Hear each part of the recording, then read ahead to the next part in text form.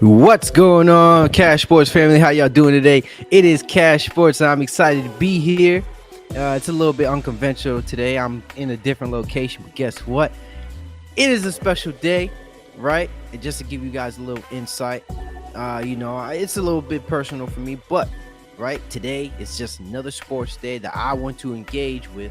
Right, when it comes to sports topics, news, y'all already know how it goes. It goes down every single day in the sports world, right? It is Saturday. Today is college football. I mean, we got a lot of breaking news, but today we are going to talk some basketball, right? Because y'all already seen the title, man. NBA talk. Lakers, something with the Lakers is going down. There's a lot to get into, but I just want to take it step by step. So first thing I want to acknowledge, right? Please like and support CashSports Podcast. Please subscribe, hit that notification button. I would graciously appreciate it because it would certainly help out the page, most definitely. And I know y'all see that Cash App at the bottom. It would definitely help out the podcast, and anything that I get towards here will be pushed out towards podcast, right? And then do I have anything else? And also, I do have the link in the comment section for those who want to join and engage into the NBA conversation. Please feel free to join because I'm ready for that smoke, right? So I got my boy here, man. I'm going to add him to the stream, and then we're going to get on to it. All right, what up? What up? How you doing? Yo, what up? My boy Artem, man. How y'all doing? How y'all doing, man? Let the people know good, how y'all doing. It's another beautiful day somewhere on the planet. We just happy to be here. Yes, sir. So once again, I did drop the link in the comment section. So for those who do want to join the NBA debates, please feel free. We're here for the smoke. Also, if you guys don't feel comfortable joining the audio or even the video, you guys feel free to hit me up in the comment section. I do reply to comments, right? So hit me up there, get to typing away. We get going on it. So first thing I want to talk about, as always, the most controversial team, or one of the most controversial teams in the NBA, is the Los Angeles Lakers, man. We always talk about them. There's always something going on, right? But let's start with the number one thing. So there's a couple headlines that I want to talk about. Dennis Schroeder was just recently signed to the Los Angeles Lakers for, I believe, a $2 million contract for 1 year, right? So we know about the situation that occurred with Dennis Schroeder. He was offered somewhat of a max contract from the Los Angeles Lakers, but he declined the contract in hopes to get a bigger one because he thought his value was more than what he was or what he was offered. And so after he declined, we already know that the Lakers had lost in the second round against the Phoenix Suns that year. So he didn't resign with the Lakers, and then he never got that contract. Unfortunately, that was the worst goddamn move he's ever made in his life, and he should regret it. But he's back with the Lakers. He's getting paid minimum wage, right? So what does that mean? What does that mean for Dennis Schroeder to come to the Los Angeles Lakers? And so we're going to start there and then move on forward. So anybody want to tune in? You guys can give y'all opinion first. I'm not really stressing. I'm just kind of curious. So what would you say Dennis Schroeder really brings to the table as a player? And did the Lakers bring him back because he could be a valuable asset, or more so because he's already familiar with the inner workings of the team and probably the coaching system? Because when it comes to what the Lakers have to offer, I feel like a lot of it is more so relying on the experience of LeBron. I would also say some blue chip additions that they do have, but I don't know. I just feel like the Lakers organization are really just trying to do what's worked well for LeBron in the past, which is get LeBron, maybe get a second or third great scorer on the team, and then kind of just get a ragtag group of people that know how to fill their position. If you kind of look at what happened with the Heat, it was that was the best example of that. because quite literally everybody on the Miami Heat during the back-to-back championships were able to execute their job well. Mario Chalmers, solid to great point guard, great defensive player. Dwayne Wade, athleticism and experience. Chris Bosh was the X factor. So this system of having almost like a ragtag group of people around LeBron has worked well for him, even though it's been very difficult and he has had to, I would say, overcompensate, which is why his stats are typically ridiculous. I'm curious if the Lakers should maybe try to come up with a different plan. I mean, it's not working. LeBron is not who he was. He's still great. He's still top 5 in my opinion, even though A disagrees. That's kind of what I would have to say. Artem? Well, Schroeder is he won't bring none to the team, and that's a fact. Look at his years. They've been just deteriorating year after year. His points dropping, his blocks dropping, steals, rebounds, assists, everything just his career is going down. And Lakers, with their poor team management, one fix, any of that. Okay. So a couple things that I do want to point out that Philippe said earlier. Right. So with the whole Dennis Schroeder situation, one thing that I do want to point out is the coaching situation that you did bring up. The coaching situation, for sure, is a different situation, right? Before I get into that, let me add my boy Josh in here. You know, the more people, the merrier, right? Hey, what's good, Pat? What's good, Pat? What's up, Cat? You know, What's thanks up, for having Josh? me back. What's up, man? Of course. We already in the conversation, so you can pick up where I left off. So with the coaching situation with Dennis Schroeder, right? It's a completely different situation. We already know that at the time, Frank Vogel is a defensive-minded coach, right? And then so, I mean, Darvin Ham, to a sense, he's probably going to try to implement the same thing. But one, to be fair, we haven't seen Darvin Ham be a head coach of an organization just yet. So we do have to wait on that. Now, what does Dennis Schroeder bring to the table? I mean, Dennis Schroeder necessarily, he brings a different style of play and a different approach to the game. It can be very Westbrook similar, but he's not that selfish. He's a decent scorer. He's a slasher. He's an okay scorer, but for somebody like the Lakers and especially what they need now, I'll definitely say it's not a problem solver. Let's get this clear. Dennis Schroeder ain't no freaking problem solver for the Los Angeles Lakers, right? So it's not. We're not looking at Dennis Schroeder like, okay, the Lakers are in for a championship. Let's not get straight to the finals.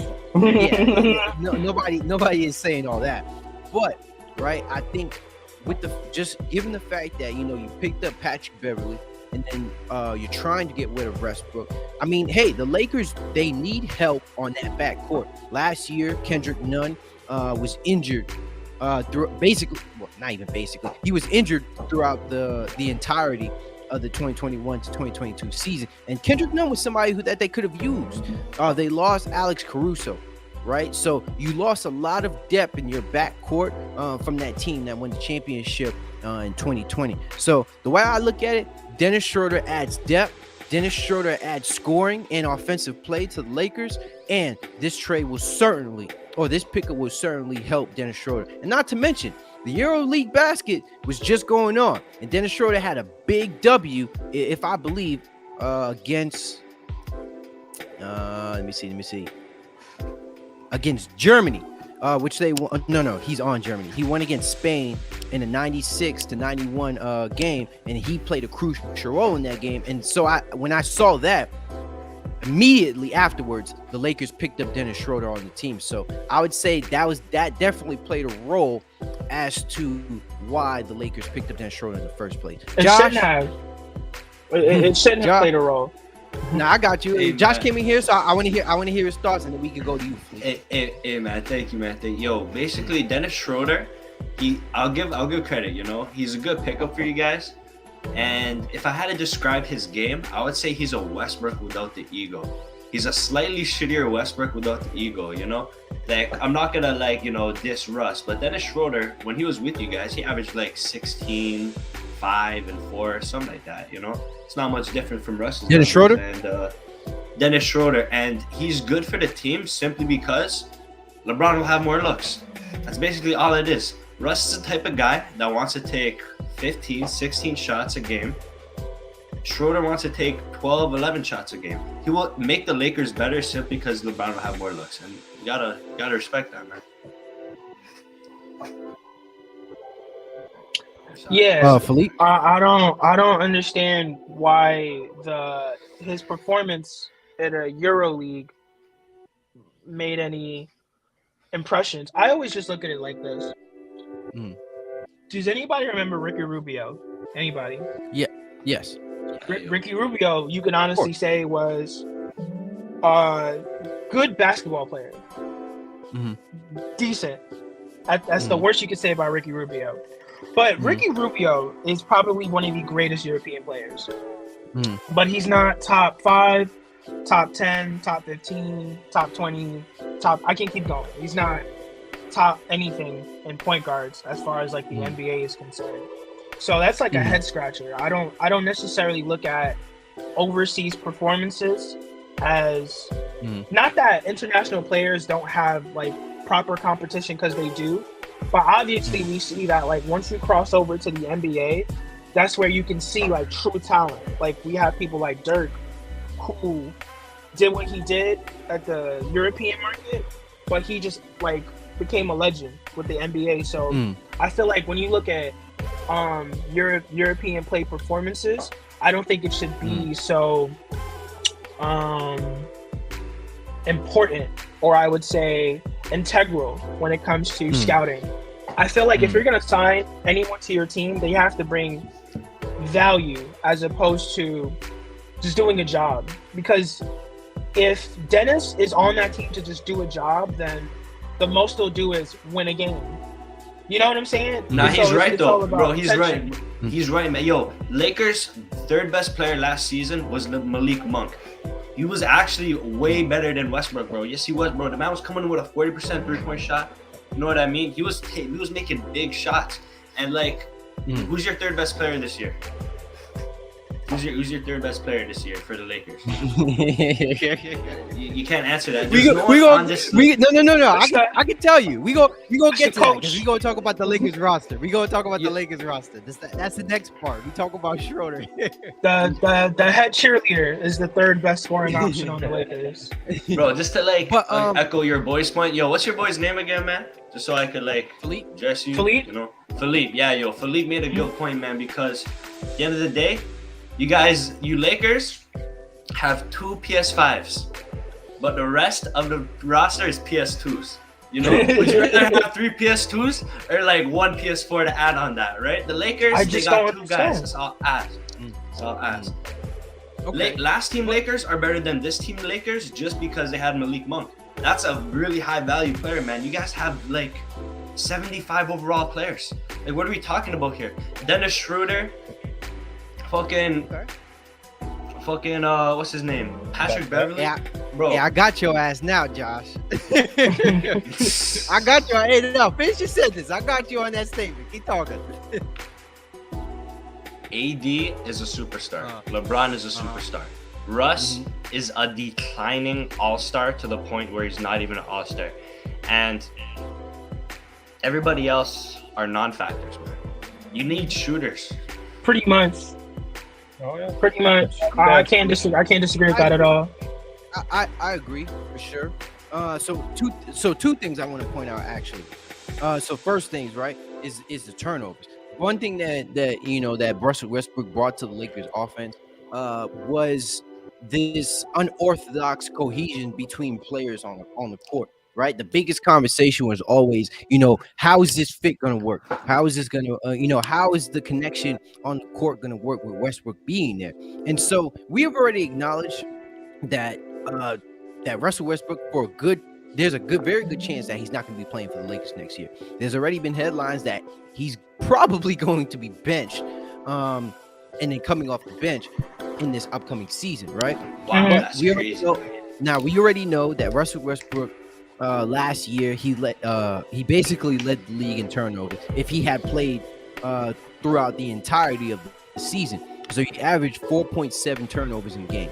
Dennis Schroeder, the highest amount of turnovers he's had in a game was 3, and that was since his time with the Atlanta Hawks. And we already know he's playing an entirely different game. Now, when he played with the Lakers, right? He only averaged 2 turnovers a game, which I know is not great, but at the end of the day, as your point guard, that's moderate, right? So remember, the biggest thing that used to happen with Westbrook was the turnovers. So if you mitigate that, especially in the fourth quarter, and you make better decisions, you make smart decisions, and then the Lakers head coach Darvin Ham already acknowledged that LeBron will have the hands in his ball every game. I think I told him that. I told him to give LeBron the ball every play. You know what I'm saying? That was my move. I made that call. But, but you feel me? So it's definitely going to be a completely different offense heading into the next season. Now, I do remember this conversation that you had, Josh. That's what I'm saying. Y'all need to be careful what y'all say, because I remember what y'all say. Josh, I specifically remember you bringing up the Hornets, and you said the Hornets, right? They do not draft good players. Any player that was drafted on the Hornets, right, were not good players. They're not good draft picks. So out of nowhere, Malik Monk is not on the Los Angeles Lakers. He's on the, he's not on the Hornets now. He's on the Los Angeles Lakers, and then now he's their third best player. Now, to be clear, I am not disagreeing with you in saying that Malik Monk wasn't the third best player, but that's a little, your statement is a little bit contradicting, Josh. So now all of a sudden Malik Monk is that guy now.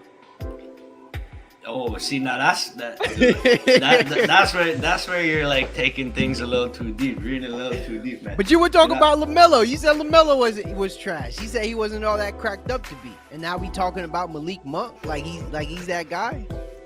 No, the thing about Melo, I would still rank Melo as like a top 8 point guard. I don't think did I ever slander Melo? I don't know if I ever slandered Melo. Yes, you did. How'd I slander Melo? How'd I slander him, bro? How'd I slander him? You said he wasn't a good pick. You said you didn't see him living up to a certain expectation. Now, was that what you said exactly? Probably not. I don't remember the exact verbiage. So to be clear, what I'm saying now isn't what you said exactly, but you did talk down on the Hornets, on their picks. You said they weren't good. You said you even backdated. You were more so high strung on the previous picks of the Hornets rather than LaMelo Ball himself. And obviously, I think the conversation was about how good LaMelo Ball was going to be and how good that pick was. But then you used that as a reference to say LaMelo's not going to be good because of the previous picks that they had. That I remember. Well, it's kind of hard to say if Malik Monk is that guy, because on a certain skill level, his other skills are lacking. But in today's NBA, shooting is by far the most valuable thing in an NBA game today. And Malik Monk's a shooter, so you just have to put him there on third. But other than shooting, Malik Monk does nothing else. But just because he's a knockdown shooter, gotta give him credit. Okay, so I'm going to agree and to disagree with that, right? So when it comes to shooting, so with the and remember, I'm going to keep it on the Lakers, because we're talking about the Lakers and what what they're going to need to be able to compete, right? And so you brought up shooting, and I think shooting is an important aspect of the game. And I'm gonna give you guys a chance to speak, because I know I'm going on a little spiel here, right? And so we talk about shooting. So yes, we can agree that the Lakers absolutely they need a little bit more shooting depth. And then we already know that Lakers are trying to, grab up Buddy Hield and possibly Miles Turner. We don't know how deep that's going to go, or even if that's going to happen. But if they do get Buddy Hield, that would be a huge addition to the team, because they need a shooting guard. But where I disagree, right? I don't think shooting is everything. I don't think shooting is all that you need in order for you to win a championship. I think if a team can can shoot 36, 37% or even 35% from three, I think that's decent enough. But right, the biggest thing that we got to point out is I think that when you have I got my boy Rick here. My fault. What up, cuzzo? What's going on, y'all? Let me finish this, and then I'm gonna go back to the conversation, right?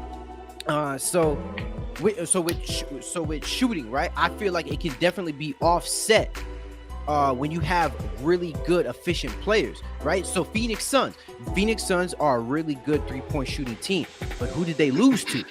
Right? They lost to the Milwaukee Bucks. They didn't lose because of 3-point shooting. They lost because they couldn't stop Giannis. They lost because Giannis was averaging 60%, 70% in the paint. Field goal percentage, right? So that's not shooting. That's not 3-point shooting. That says beast mode. That says unstoppable. And right now, like we said, and like I keep saying, if LeBron James and Anthony Davis are healthy on the court in the playoffs, I will not bet against those two players. Those guys have to die in order for me to believe these guys are going to lose in the playoffs, man. Right now? Anybody want to add him? Yeah, right now, man.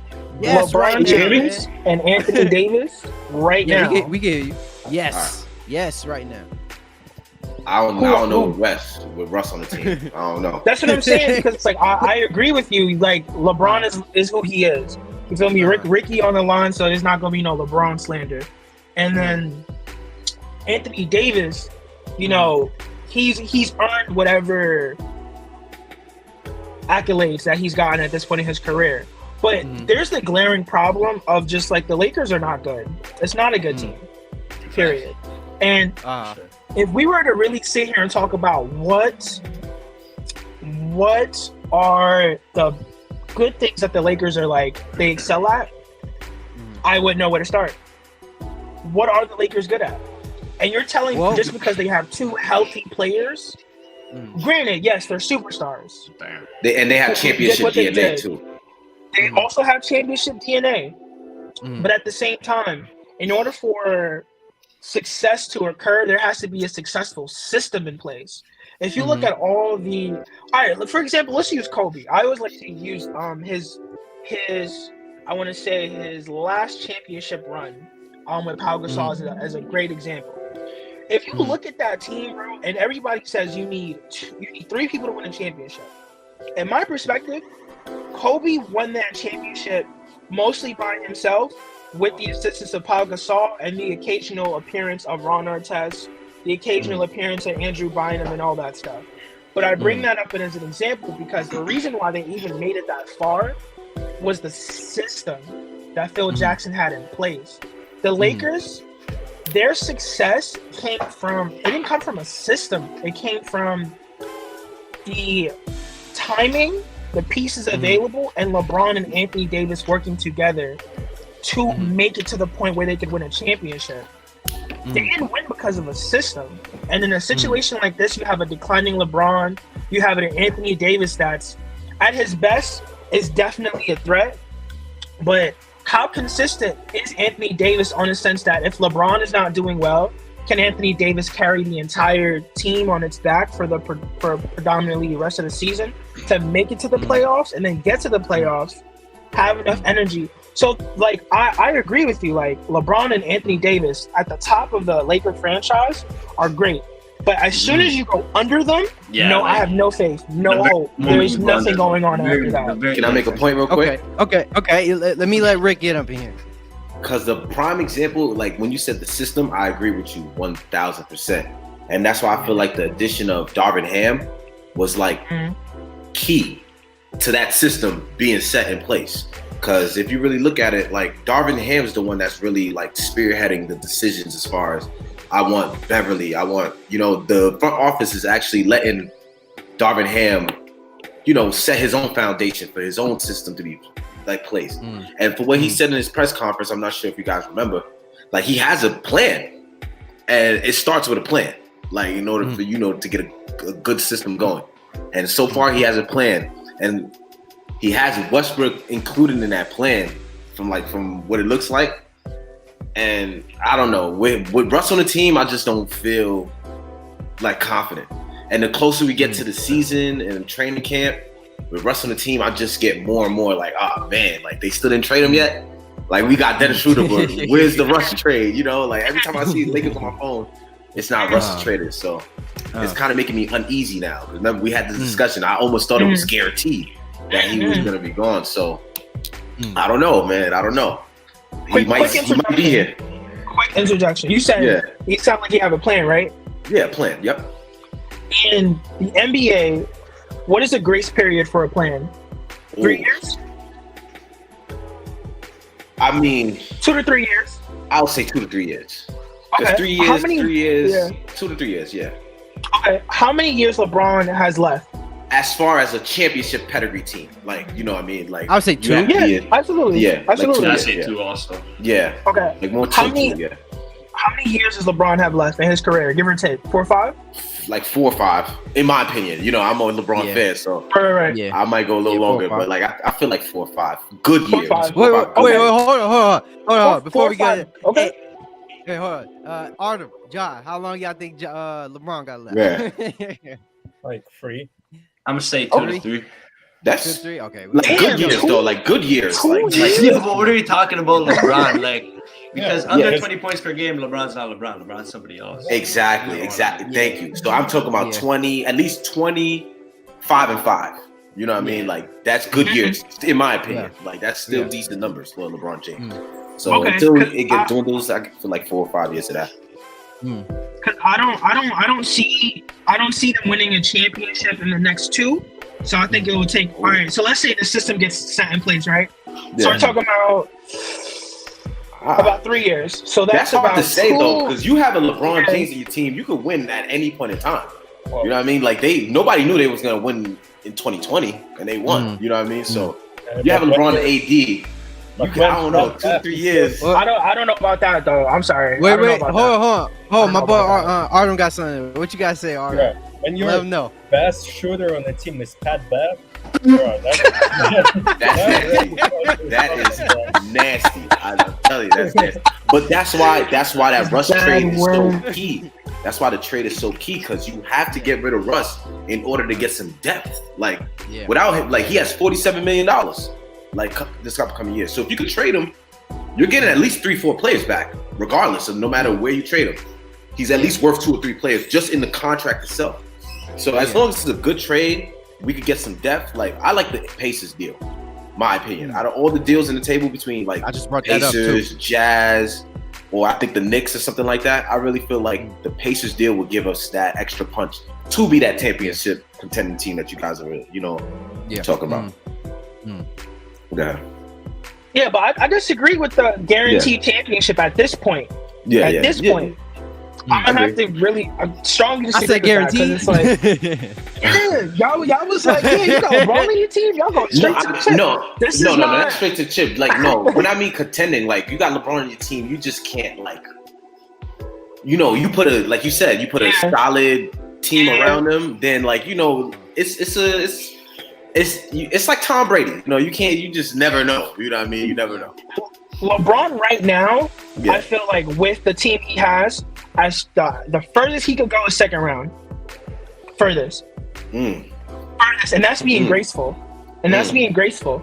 Yeah. Because it's like him and Anthony Davis can only do so much. You talking about as constructed right now? Right now, that's as far as they could go. Is second round, and that's like a lot of things going right. Yeah, it's a lot of different things going right. And I don't on top heavily of that- disagree with that, by the way. You know what I mean? It's like, right. Like they shown what they shown last year is just like, it's you can't, But then the head scratcher is like, why? Because I understand, like Dennis is who he is, but why would you have Russ and get a different version of that if it's not working? And then you have Kendrick Nunn, and you have we have 4 point guards right now. But you know what? But you know what though? You know what? At least at this point, because we keep talking about like Russ is on, and we understand that. I don't think Russell Westbrook is going to be on the team past All-Star break. Period. I think that's so far out. It doesn't even matter. I know. Then I get it. I get it. Would he still even be worth anything? No, I get it. But at the end of the day, right? I don't think Russell Westbrook is going to be on this team. I don't think either it's going to be when the season starts or by the time it reaches that half-court break. Because the biggest thing, the reason why I even say is because they picked up Dennis Schroeder. Is because when you think about their backcourt depth, they have. I mean, they Kendrick got him at a Nunn. minimum, so it's They only have too many. no, yeah, but it's the rotation you gotta think about. You get what I'm saying? Because you're thinking about Kendrick Nunn, who's gonna return. You think about Dennis Schroeder. You think about Patrick Beverly. You get what I'm saying? And Russ. Yeah, exactly. You get what I'm saying? So you have 4 guys who can run the point. I don't think Kendrick Nunn, being the youngest guy out of those guys, he's definitely probably gonna get some more playing time. He's probably gonna get some more playing time because I don't think he's a scrub. You know what I'm saying? And he didn't play at all last season, so they're gonna get the value from him. So if he is valuable, maybe they could trade him for something like, you know. Yeah, I mean. So, and then I don't see Dennis Schroeder as much of a combo guard. I think he's a little bit more of as a one guard, if anything. You know what I'm saying? And then Patrick Beverly, we already know what Patrick Beverly is there for. So, and we already know the headlines with Russell Westbrook, and he's already selling, or he got his house for sale. Now, I'm not basing this and say, okay, that's, he's traded, but the move with Dennis Schroeder, I think that was like a nip in the butt. I think that was a nail in the coffin. Like, it was like, yeah, you're not gonna stay here, bro. We're gonna find a way to get rid of you. And there's been so many headlines that's leading towards Russell Westbrook just not staying there. I'm not speaking on the stuff prior, but the things that's just occurred just within a week or so, a week or two. You get what I'm saying? That is a very strong indicator. Like the writing is on the wall, basically. Yeah, it's there. You get what I'm saying? Like the fact that just picking up Dennis. Exactly. Yeah, they're aggressively trading. They're aggressively talking about trading. Yeah, for sure. They're putting all the leaks out. Like, they want us to know that we're working. We don't want him here. No, but I feel like they're scared to just pull the trigger, and because we gave up so much to get him. Like, let's just be fucking honest. Like, we gave up so much to get him, so we have to get something back that's gonna be okay. Whew, let's move on. So it's like, and then we're clearly gonna have to give up both picks. Like, that's obvious at this point. But it's like, not necessarily. I just feel like we're waiting on the best offer from whoever, like from Jazz, whoever. Like, that's best offer, the next offer, honestly, because it's like, what? I feel like we should have got Kyrie when we had the chance. We had a chance to get Kyrie. Nah, bro. That deal was on the table. Y'all would have had to deal with his nut ass. Nah, bro. But that deal was on the table, though. Just to mad, that deal was already on the table. Like, it was there. Mm-hmm. Like, the negotiations was there. Which table? Not the Eden table. Some fucking crazy table, bro. That deal was never gonna happen. Nah, definitely not. It was David Stern would have got his job back and declined that trade, bro. That was never gonna happen. So. Yeah. Nah, but I think, like, as far as what you're saying about what you can get for Russell Westbrook, I think that might be the most difficult part of the process. Because it's like, if I'm an NBA team and I'm looking at the career trajectory of Russell Westbrook, and I look at what he has excelled at, and I'm looking at what he's doing now, I don't want him on my team. No. Yeah. I don't want him on my team. Absolutely not. I can't name a team that he'll be good at. Like, to be honest with you, like, I can't name. That's the problem. So it's like, why would I give up maybe Washington picks or OKC? That's it. Nah, bro. And he was on that team too. That's what I'm saying. Like, those are 2 teams that he played for already, like Washington or OKC. That's only 2 teams I feel like he'll be decent at. I don't want him in the Knicks. Like, if I was to compare Russell to Carmelo Anthony, which I think is not a bad comparison, only if you look at certain, like, career paths, where it's like, it's very unfortunate with Carmelo, because Carmelo was on the Knicks, and for some reason, anytime he touched the basketball, everybody stopped moving. And that's not necessarily his fault, but that's what it was. Yeah. But when you look at Russ, this is somebody who is Russ is so prideful that he will not think that he's the problem, even though he's bricking everything. He will try and try and try and try and try again, but he'll never, like, adapt. And when you're a player joining a new system, you have to adapt. You have to kind of take a step back for a quick moment and then, do your thing. If you look at Melo had to fall back and play the bench only for people to be like, you know what? Why is Carmelo Anthony on the bench? Like, this guy is nice. Yeah. That's not going to happen for Russ, for Russ, unless he, like, completely changes his approach. Not skill-wise, but mentally to basketball. And it's like, he is so prideful of, like, how he got here, who he is. I don't see that changing. So it's like, why would I sacrifice future draft picks who might really mess around and be the next LeBron? Granted, very slim, but you really never know. Why would I give a potential for something I know is not going to work out in the long run? Russell Westbrook is not going to take you to the championship. He showed you that. Russell Westbrook is not a great complementary player. He showed you that. So it's like, whatever deal they get is the best deal because he's not necessarily helping the culture of the team. He's not impacting the locker room. He's not even Jawan Howard. He's not even Jawan Howard. He's from there, and the fans are booing him out of this planet. Like, he's actually from LA. Yo, they hate him. They threaten him. Exactly. Family, like Exactly. it's dangerous for him out there. Like they don't want him nowhere near Lakerland. So I've never seen anything like that. Your hometown is like, leave the franchise. Wow. please. Please. Underneath asking for it. Hey, He's so, from there. so That's crazy. you know what though? Because I want to get everybody involved in this one, man. So I want to switch the topic here to something a little bit more zesty, right? So I talked about the Lakers. I talked about their potential if they're able to go through the playoffs healthy, right?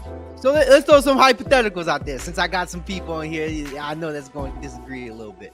So if right, and we're speaking theoretically. There's a lot of if with Lakers. LeBron James wins his 5th championship ring, right? And because we already know he's gonna have the all-time scoring title. It's in the books. Don't dispute it.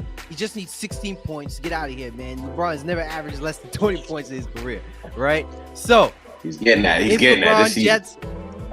If LeBron James gets his 5th championship ring, would that make him the GOAT?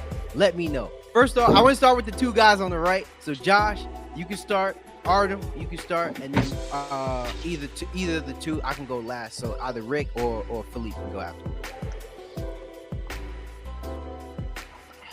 So one of you two guys got to go first. Let them know, man. Let them know. hey man, I'll just start it off, man. When I think of GOATs, I think that to enter a top 100 list, longevity stats, give you the respect and then you're on it. But when I think of GOAT as in top 10, I look at primes. I look at his best, who is the better basketball player. That's just how I look at it, man. That's just me because at the end of the day, basketball is about stars. It's about you. And LeBron James will never be better than Michael Jordan. And he'll never be better than Wilt Chamberlain. Yeah. That's just a fact. He's top 3. That's it. Wilt Chamberlain. Oh my God. Not even Kareem Abdul-Jabbar. Wilt Chamberlain. Wilt Chamberlain, Wilt Chamberlain Oh my averaged God. things that a man will never even dream of averaging. 50, 25, and 3. Like, I don't care how Wilt Chamberlain was averaging that before they started using the 3-point line. So doesn't matter how you put in 50 points in a basket. I don't care who you are. It sounds harder to do without a 3-point line. Tallest player on the court. By far, too. You got to Like, it's not even close. It's not even close. 50 was his average, though, bro. That was before people knew. Like, they weren't letting people just into the NBA. Like, Wilt Chamberlain got lucky enough. You think if they had Wilt Chamberlain and another 10, 20 guys that were the same size as Wilt Chamberlain, he wouldn't be winning that many rings. Yes, bro, he I would. promise. Yes, he would. Man. Okay. Actually, I want to point something out. Hold on, I want to point something out here. And Bill Russell won a lot Exactly. Bill Russell spanked Wilt like all the time. A lot. Bill Russell didn't even lead his own team in I scoring, bro. Hold on, I want to bring this out though too, because we talk about size difference, right? When we talk about the game back then, and we talk about the game now. Actually, right, the average height in the NBA back then, when Wilt Chamberlain was playing, was actually taller. Wow. Than what it is today. So yes, so the players today are not taller than the players that Wilt Chamberlain was playing with, and it's by an inch difference. Now it's 6'6". Back then it was 6'7". So whatever people are saying, players are bigger now, that is false. They just weren't as athletic. No, that's for real. Like, Wilt Chamberlain was a beast. Like, he was bench pressing like 300 pounds or something like that. Yeah, he was playing like 48, 50 minutes a game. Yeah. Nobody today is playing 48, 50 minutes a game. You know what I'm saying? So, Is that it, Josh? Or you have something more to add? I feel like his record should you even guys are gonna count. laugh. You guys are gonna laugh, but like I'm actually dead serious. Wilt's mother grew up in World War II. Will Chamberlain grew up in the Cold War. I'm telling you, guys back then were cut from a different cloth than guys today. It's just a fact. I don't care. Hey, I don't look, care what look, you guys no. gotta say. You're not wrong about that. You're not wrong. You're not wrong. You're not wrong. That's a whole You're not other wrong. era that I don't think any of us here would have probably survived. So if I going through segregation, that's a whole other cut. That's a Yeah, whole for other sure. cut. When I think of the GOAT, I think of Oh the winner. boy. Oh my god. And Bron ain't a winner, bro. How you going to all this finals and only win half of them when MJ, Big O, won all of them? All the Okay. finals he's been to. Walked out with them rings on his fingers. Who is the NBA logo? Jerry West, right? Very well. Yes, sir. Would you describe him as a winner? Well, he did get a ring, so So did LeBron. So Jerry West can win a ring and he's a winner, but LeBron wins multiple and he's not a winner? Because Jerry West got spanked in the finals multiple times, okay. just like LeBron. You know how many times he So- lost in the finals? 8 times.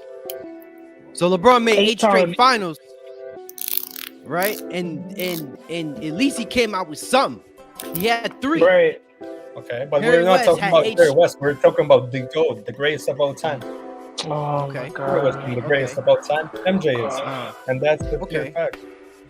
All right. No, but he does have a point. LeBron can never surpass Michael Jordan unless LeBron plays at a level better than any of his prior levels. Prime Michael Jordan is better than prime LeBron. If you look at them at their peaks and put them next to each other, everybody rather have prime Michael Jordan. It's just a fact. Like that's just how I look Okay. at it. It's always for a specific reason, though. Let me interject because I do want to point this out immediately, right? Because we talk about prime. First thing that we got to talk about. What is LeBron's prime? What is a prime year? What are the prime years for LeBron? 2012 Heat. Because if you That's talk, what it is. because we know Jordan's prime, right? We Yes. bring up the championships. We bring up the 90s. Fuck the 80s. We ain't even Well, talk about the 80s. they said a player's prime period is from like Yeah. the ages 27 to I think 30 or something like that. Like, isn't that like the peak prime years of like Of an athlete, yeah. of an athlete period? So you gotta basically go off that. Like, and that's So how- that was towards both their peaks, like for the most part of so- their talents. When did LeBron win his first MVP? What year? 2012? Look it up right now. I I think it was 2009.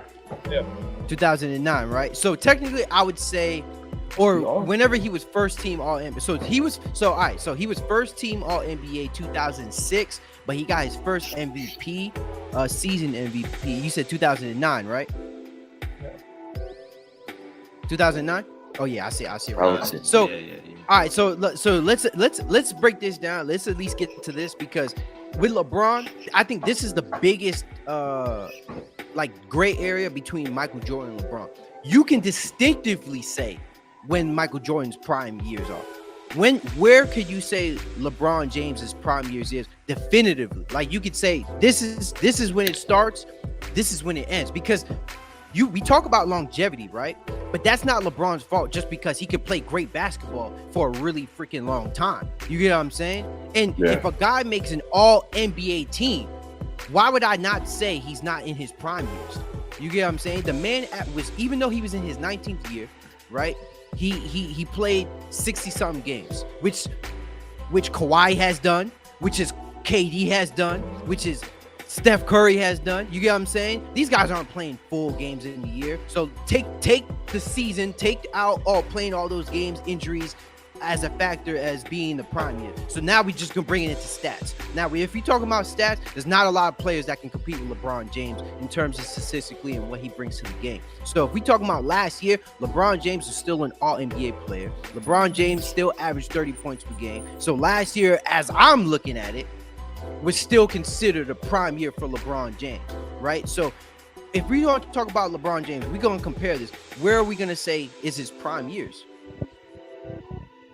2012, 2013. Yeah. Yeah, I would even say 2011 maybe, like as far as like the Heatles, because even that year I thought he was gonna like really win. So I said 2011 to 13. So 2011, maybe the year. 2015, Yeah, I agree. 2016, maybe. Yeah, like around the Cavs years, like towards the latter end of that. Yeah, 5 Okay, year so all right. So now to the next part of it, right? So Now now I'm talking about when he was at his said- complete highest, though. Like no, you know what I mean? No dip. Because even 2020, LeBron was, he averaged 10 assists, but he wasn't really playing at a super, like extremely high level. Like as far as like his typical 27. I'm gonna whatever. say that's a prime year for. I mean, but you would still say that's a prime year though, right? I wouldn't consider that a No, problem. yeah, me neither. It was a drop off. I disagree. I would consider Nah, because you gotta understand, like AD did a lot of the workload towards those playoffs. Like, no, he did. You know what I mean? Like, he did. Yeah. So that's more so like LeBron. Just he's more experienced now. That's when LeBron, like LeBron's one of the smartest players in the NBA. Period. So the game slowed down for him. So he just slowed the game down. That's all it really was. So I wouldn't say prime years. He's just so smart that it just seems like he's still in his prime, but I don't know. Like I wouldn't consider that prime at all. So I would consider it prime. I mean, because one, he led the league. I mean, he had like what? He averaged like 24 points. 10. 24 the points. 10 assists. Yeah, 10 assists and then 7 rebounds. Yeah. I mean, for me, the way I'm looking at it, right? I mean, he was a little bit more passive, which is understandable because you have to get AD involved. Like AD being in the rotation, I don't see any other way that LeBron could have went about it than being the passive guy on the team, than to be the person to set Anthony Davis up. Because let's be honest, Anthony Davis, from a skills perspective or from the teammate, right? On all the teammates Anthony Davis is probably the best teammate he's ever played with in terms of how good he is at the position, skill-wise, yeah. How good he is at basketball, right? Yeah. So I would look at it as like LeBron had to do that in order for him to get basketball games. But at the end of the day, right? I don't think that's going to be I didn't look at that as a drop off for LeBron James, because right, we can even say it. Skip Bayless, right, the biggest LeBron hater in all of TV, even came out and said himself, right, and himself, and said LeBron James should have been MVP in that 2020 season, right? He should have. If a guy, so in that season, right? So we say he should have. But then, so if we say he should, why isn't his prime year? He had a finals. No, because it was impressive the fact that he could do that in year 17. Like that alone was a storyline. MVPs are like storylines and stuff like that. Like, and it like the icing on the cake was him winning the championship. It would have been perfect. But it is what it is. I don't like he got cheated from a bunch of them. So. But I don't think the storyline actually drives the current narrative. You get what I'm saying? Because it doesn't. Only because that's the problem. No, because I'll say this because remember, our expectations isn't reality.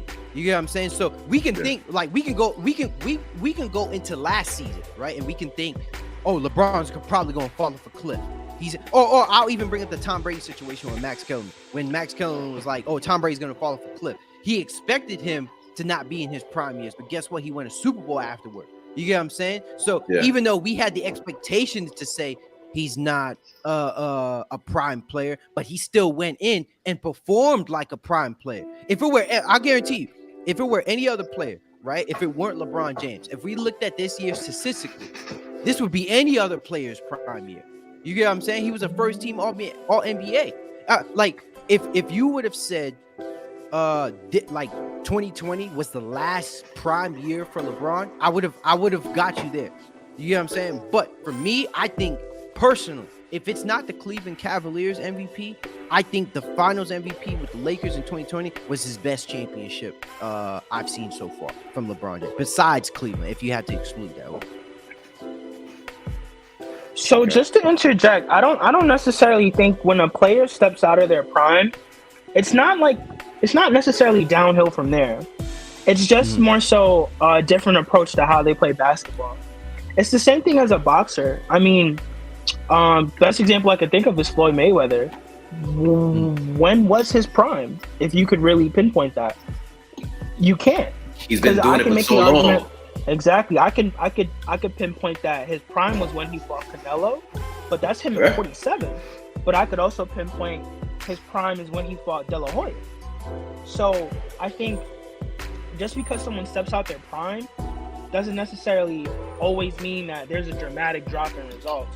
But I feel like when it comes to LeBron, and I do see the comparison you have with Tom and LeBron, the thing is, what LeBron does is way more physically demanding than Tom. Tom, not to say what he does isn't physically demanding, but there's literally like a group 300-pound security guards protecting him. Exactly. LeBron is doesn't have that. Basketball is way more one-on-one physical. So for me, I would say his prime time frame would be when he first won his first championship to when he won the championship in Cleveland. The reason why I believe he stepped out of his prime when he went to the Lakers was because I feel like it was the first time I saw LeBron needed help in that manner. Of course, LeBron needed help. He needed help with Kyrie. But he won a championship without him. Yeah. I got you. You see the difference? Yeah. So if you look at what he's doing in the Lakers, he needs every single piece that the Lakers have. And if you kind of take backwards from that point, the further you go back in LeBron's career, the less you see that he needs to win. Now, prior to the championship, you could see that he was just trying to figure out the best way that he could win a championship. But once he got those chips with like the Heat twice and then Cleveland, like you can see that those championships are won because of majority of the effort that he put in and the pieces that were around him. They were almost similar. Like if you look at the way the teams were constructed, they're always similar. Always similar. Not with the Lakers. Not with the Lakers. No, but not with the Lakers. Yeah, you're right. LeBron needs. But they tried to emulate it a few different ways in the Lakers. Kevin Love, that's why it's not working. Yeah. That's why it's not working. Like, I mean, granted, LeBron literally won a championship like 3 years ago. Yeah, that's crazy. That's recent. Like that's very recent. Yeah. So it's like when it comes to him, I feel like it's incredibly unfair. Who did he beat on the way to that finals? He beat a lot of people. Don't like a lot of people. Yeah, like he beat a lot of contenders. Like who was the first team? The first team in the first round, I believe. It was Denver? Portland. Oh yeah, Portland won the first game. It was Portland. Yeah, they won the first game, and everybody made a big deal. And then it got bless you. And then it got gentleman's sweep after that. But that also. But during that, won everybody. I think all the way up until the finals. I think they beat everybody. Hold on. Arden got something to say.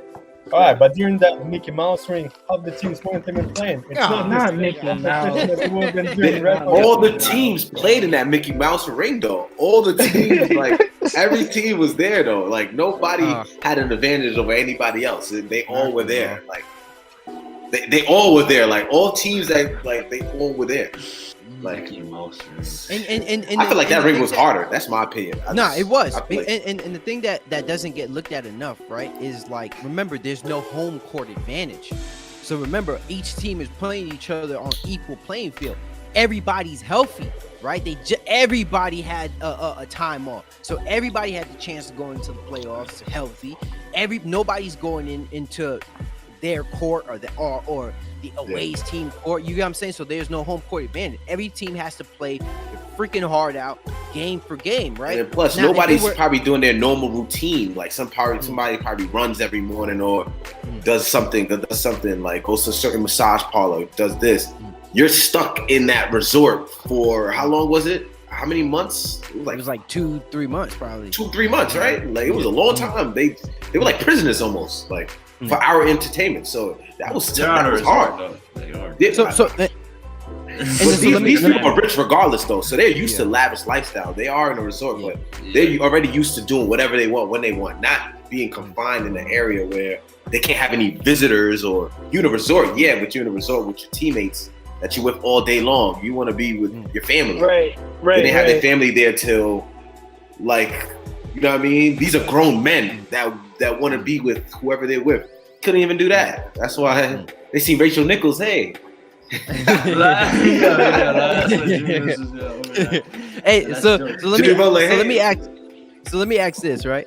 Wait, but hold on, because we never addressed the first question, which was will LeBron ever be better than Michael Jordan at 5 rings? No, I'm getting there because it's still this is the part of the conversation, right? Because you're talking about okay, his prime years. Now, what exactly are we measuring when it comes to LeBron's GOAT? Like how? No, like what are we measuring when it comes to GOAT? Like, what are we measuring when it comes to GOAT? Fuck it, let's just get right into it, bro. Like, let's not play any games, let's not beat around the bush. What is the GOAT? Like, just let's just all 5 of us here. Let's just agree what is the GOAT? Like, and what do you need? What is the criteria for GOAT? You need to be the best at an important ability in basketball. If you're not even the best at, like, you know, a certain quality in basketball, like, you should be eliminated from that conversation. Okay. Okay. All right. That's a good one. That's a good one for sure. And I feel like LeBron has that, and Jordan has that as well. But if you really think about it, a lot of players have that because Shaq was dominant. So if you consider being good at one ability, then Shaq would be a GOAT as well, or Wilt Chamberlain because he scored 100 points, or Bill Russell because he won so many rings. It's just what is the criteria though? It has to be like, because Jordan, everybody says 6-0, right? Like he's undefeated. He never lost in the finals, which is a good point. But then you got a guy like LeBron who's lost so many times in the finals, but he's about to average the most points in the league. So, and I'm glad you brought up that example. That's why it's a tough criteria because it's like, Jordan never lost, but I don't know. I don't think it's that tough. When it comes to the GOAT conversation, I feel like the first thing everybody always thinks about is how did that person do what he did? Because sometimes it's like you can look at the what, because if we're really just objectively looking at statistics, bro, LeBron James is the best player to ever play basketball. However, if you look at how Michael Jordan won his championships, that's where you see the separation. And for me, it's how and the results, the stats. How did this person achieve those stats? It's always about the how did they do it and the results of it. What makes Michael Jordan the GOAT compared to every other player, and honestly, a lot of other players have the right to call themselves that. Kareem, Wilt, even though I'm not sure why he was brought up. But some people say Magic too. I thought Magic was the greatest basketball player for like years. But before LeBron, I used to think Magic was the GOAT. I had Magic 4 on the list. Right. I would have him a little bit higher, but I feel you. But when it comes to the way Michael Jordan played basketball, we're looking at his opposition. First of all, he never left his team. And when it comes to grading LeBron, I feel like everybody takes points away from him. That's why, like, Kevin Durant will never be considered the greatest of all time. Now that was very disrespectful to, like, that's not only Kevin Durant, but to the whole game of basketball. It's freaking true. I mean, no, like, true. That's not far off. I mean, he might be one of the most skilled basketball players. The entire game of basketball, bro. That is entire, like, bro. You put Kevin Durant on any court, he's taking over. Are you kidding me? This guy is 7 foot tall, and he dribbles like a bro. What is he? He just lost last season. He got swept, bro. What are you talking about? He just got swept last season. Bro, you talking about the guy that Giannis spanked? He just got swept last season by not even Giannis, by Boston. Bro, you put Kevin Durant on any beach in Los Angeles, I'm telling you right now, those guys on the court are looking at him and they're scared. They are terrified. Bro, nobody care about that. Nobody care about that. Maybe the role players are scared. I don't know. We talking about career trajectory. We talking about the conversation of greatness. We talking about a player. Durant's good. Don't get me wrong. Kevin Durant, he's great. We talking about, because when we talk about greatness, it's not just skill set. Kevin Durant's a way better shooter than LeBron. A way better shooter. And here's the scary thing about Kevin Durant. When Kevin Durant misses, it's not the other person's fault.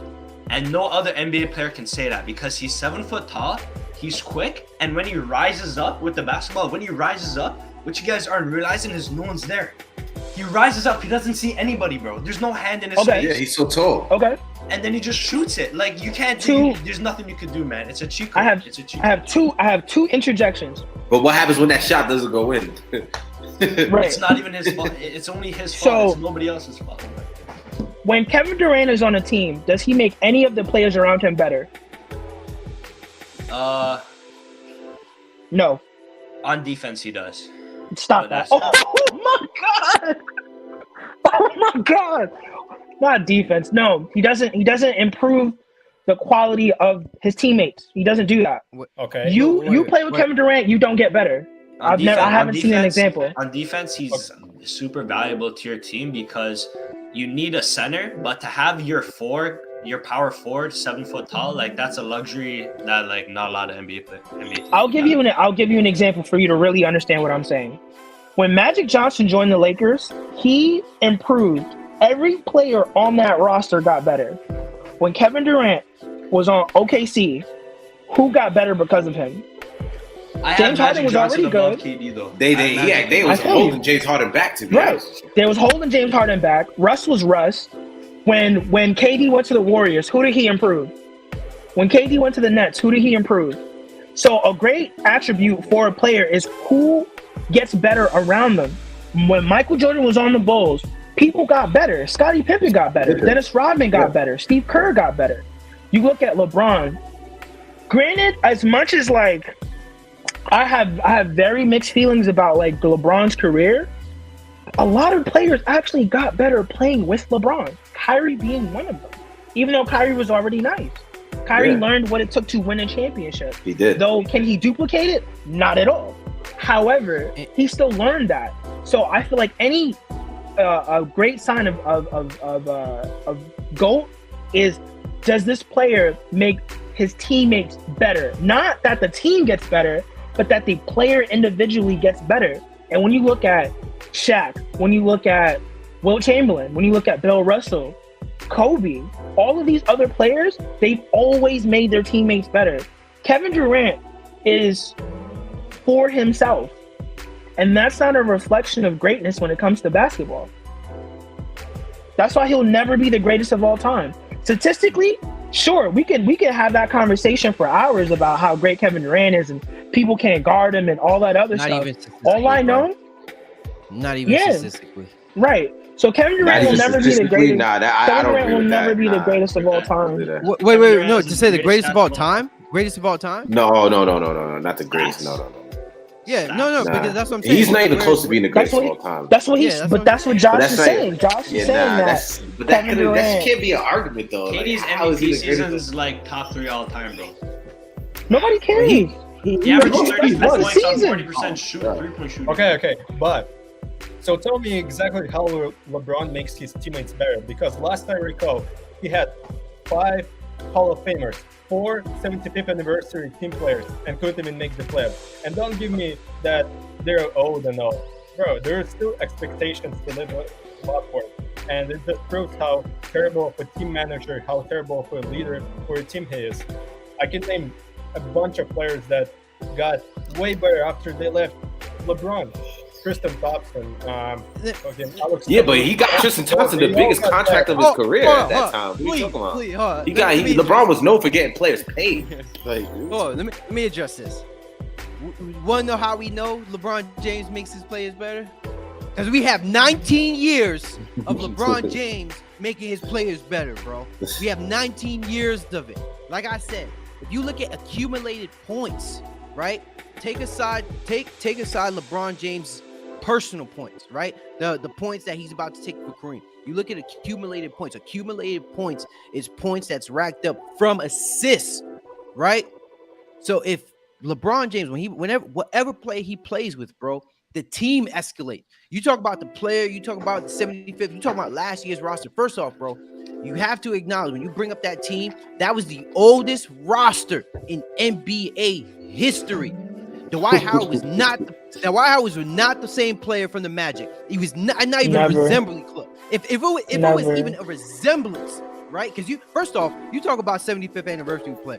Dwight Howard wasn't even in the 75th anniversary team. Let's get that straight, even though he deserved to be there. right? Yeah, he just Carmelo sure. Anthony, Carmelo Anthony wasn't the same Carmelo Anthony, not even from the Knicks, not even from the Nuggets. So you're talking about 75th anniversary player? He wasn't playing like a 75th anniversary player, right? And then Anthony Davis wasn't even there to be a 75th anniversary player. You know what I'm saying? So you're already eliminating 3 players who weren't there to play like 75th anniversary players. So who is the only player left to play like that, to live up to that expectation?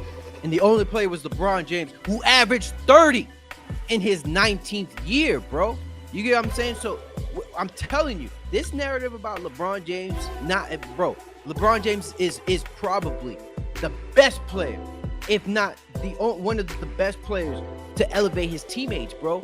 You know, when LeBron James' career is all said and done, he's gonna have more assists than Magic Johnson, right? And Magic Johnson is known as being one of, if not the greatest point guard of all time. The best, literally the best passer. What does that say? What does that explain? That tells me LeBron James elevates his teammates, bro. Now, let's go back to the GOAT conversation, because I didn't get my chance to elaborate on that. What is the GOAT argument, right? The GOAT argument, this needs to be said, is subjective. It is a narrative, bro. It's a storyline. There you go. That's what I was trying to get to. That's what it is, bro. The GOAT conversation is newspaper talk. It's subjective. Guess what? Before, people would say Kareem was the GOAT. Before, they'll say Wilt Chamberlain was the GOAT. Kobe. They were saying Kobe was the GOAT. Exactly. Wow. Before, guess what? Wilt Chamberlain said said to Michael Jordan's face that he's the GOAT in basketball, bro. You know what I'm saying? Michael Jordan couldn't say shit to him because they changed the same way they changed the game for Michael Jordan, same way they changed the game for Magic Johnson, same way Steph Curry changed the game. Wilt Chamberlain changed the game also. Now we're going to talk about stats. Michael Jordan is not the greatest player in basketball. It's not, and if he is, and when and it's different when you talk about the GOAT and you talk about the greatest player in basketball, because I want to be very distinct when it comes to that, right? Now, if you're talking about the greatest player in basketball, LeBron James is hands down. When it's all said and done, when he retires, he will be the greatest player to have ever played basketball. Right? He's going to have the most points in the NBA. He's going to have 10,000 assists. He's going to have 10,000 rebounds, right? He's been the face of the NBA for 20 years. Be the first number one overall pick from high school and never lived under expectation, bro, with that on his back. You get what I'm saying? So now, like I said, the GOAT argument is extremely subjective. I'm not saying there's anything wrong to say Michael Jordan is the GOAT based off his prime year. I don't think that's a crazy or stupid argument. That's what makes Jordan. Exactly. That's what makes Jordan Jordan. You get what I'm saying? But if you factor in everything else, because we only talk about, because when we talk about Jordan, right, we talk about GOAT. We're talking about almost half of his career. But when it comes to LeBron James, we talk about his entire career, his whole career, his whole tenure. We look for every little thing, but we don't talk about the time that Michael Jordan was swept by he lost to the Milwaukee Bucks in the first round. He lost to the Boston Celtics twice in the first round, right? Averaging 30, 40 points per game. If LeBron James what did he do in the Wizards? If LeBron James is averaging 30, exactly, thank you. So if LeBron James is averaging 30, 40 points per game, right, in an MVP year, you think LeBron James is getting knocked out the first round? Absolutely. And Jordan took a break. You know what I'm saying? And Jordan took a break. Yeah, but Jordan was smoking cigars, right? Like he was like averaging like 36 while like smoking and like going to casinos, right? Gambling. He was living life. LeBron James. LeBron's the type of guy that say shh at a library, you know, if you're talking too loud. See, like Michael Jordan, what? You know, so like you also gotta. Let's say hypothetically, just hypothetically, if LeBron were to win another championship in some other timeline,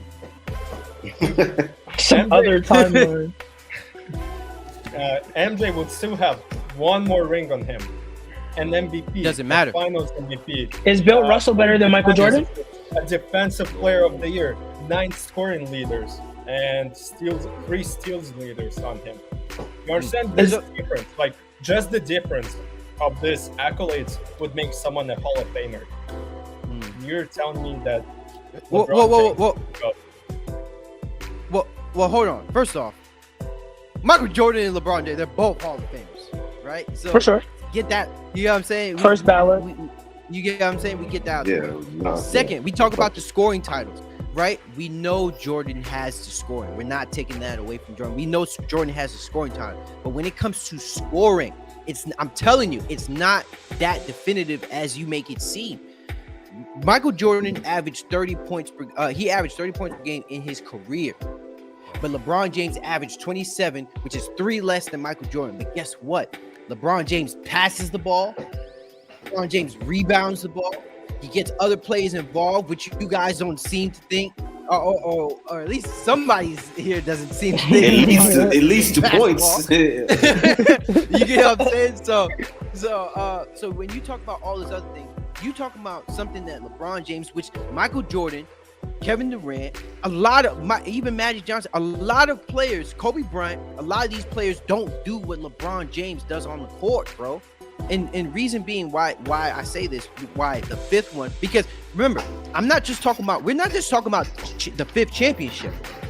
What adds on to the GOAT argument is the all-time scoring list. So if he has the all-time scoring list and he has the fifth championship, I'm sorry. First off, Michael Jordan is not all. We talk about points, we talk about yearly records, but guess what? Only one player can have the most points in NBA history, and guess what? It's gonna be LeBron freaking James, right? So if James gets 5 championships, one, he would tie Kobe for the for championships, basically on that all-time list. And second, that would take the Lakers over the Celtics for the most championships in a season. And then 5, honestly, you're nitpicking if you're saying Michael Jordan, he has one more championship compared to LeBron James. When you got to consider, because LeBron been there so many more times as well. Like. Exactly, bro. And then consider the defenders that you're playing against, bro. Nothing you can say can tell me. And I know I'm not gonna say okay, that gives LeBron a pass. But at the end of the day, Michael Jordan did not face a 73-9, or not even that. LeBron James did not. Michael Jordan did not face a Golden State Warriors team with Kevin Durant, Steph Curry, Klay Thompson, and Draymond Green. Until Michael Jordan has ever faced a team like that throughout his career, then that it tips the scale. Now, he was on that team. And LeBron he was the best. Never had to face Joe Dumars, one of the most skilled defenders of all time, or Dennis Rodman, probably the best defender of all time. One of them. Who? Joe Dumars, and he was on the Pistons with Isaiah Thomas. Yeah, I didn't hear. You said LeBron James? No, Jordan. That's what Jordan went up against. It's Pistons. Yeah. No, of course. But remember though, you get what I'm saying? LeBron dominated the East, bro. So you talk about the East team. I remember LeBron James hadn't had trouble with an East team in a long freaking time. At all. So even in the finals, they win the West. You talk about Pistons? Guess what? LeBron James with the 8 straight finals. There was no East competition. So let's get that right. So we talk about the finals. You get what I'm saying? And so and by the way, you talk about that Pistons. Guess who was on the Pistons and was on his team there afterward, right? Dennis Rodman, one of the greatest defenders and one of the greatest rebounders to ever play the game. So we can't talk about LeBron James' teammates and then completely alleviate what Michael Jordan was playing with. Because last I checked, he played with the greatest wing defender of all time, and then he played with one of the greatest defenders and rebounders of all time. So and had the best coach of sports history. Exactly. Like, so what coach did LeBron had that was even close to Phil Jackson? What defender did LeBron have that was close to Dennis Rodman and Scottie Pippen? Not even close. So if you talk about defense, guess what? Michael Jordan is not taking the primary defender. I mean, he's not guarding the primary scorer. Why? Because he has to score 30 points, which is why Scottie Pippen had to guard the primary scorer. But speaking of the coaches, LeBron did have Eric Spoelstra, whatever his name. That's not Phil Jackson. One of the best coaches right now. He's definitely top 3 coaches. Compared to Phil Jackson, if he had not even Pat really. Riley, maybe, but nah, not Eric Spoelstra. Eric Spoelstra is not like holding. Eric is a great coach. He's a great coach. Remember, Pat Riley is still the head of that franchise. That's what I was saying. Like, Mm. a little bit different, but not Spoelstra. Nah. Like Pat Riley's like the de facto coach of that team. If you really think about But we talking Yeah. about right now. Yes, Eric is one of the best coaches right now. But when we talk about the best coaches right now, I mean the most legendary one is Greg Popovich. Everybody else would be like Steve Kerr. And Yeah. am I missing Like, anyone? no. And then it's Steve Kerr. They all come from the same tree. Like, like Steve Kerr was on the Pop and Phil Jackson tree. So there's really nobody else. Like people would say else. Doc Rivers, but hell no. Like, No, he dropped they the came ball. to to exactly Rivers. like that. But He dropped the ball to him. Yeah, exactly. So He's too this is busy really liking nobody else. Too busy So liking the porn fact that videos Michael on Jordan Twitter. had Phil Jackson is crazy. Yeah. If look, you give That- LeBron that- James Phil Jackson, come on, Chips. and Dennis Rodman, Yeah. like come on, Exactly. Chip. Yeah. I'm And then telling LeBron's you, not gonna retire. LeBron has that longevity. You Oh. put LeBron's 20-year career in the 90s in the same situation.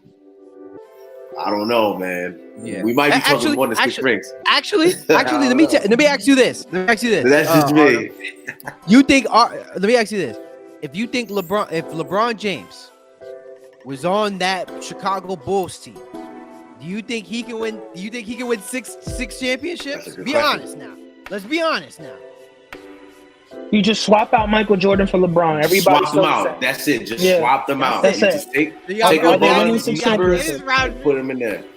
You got Kukoc.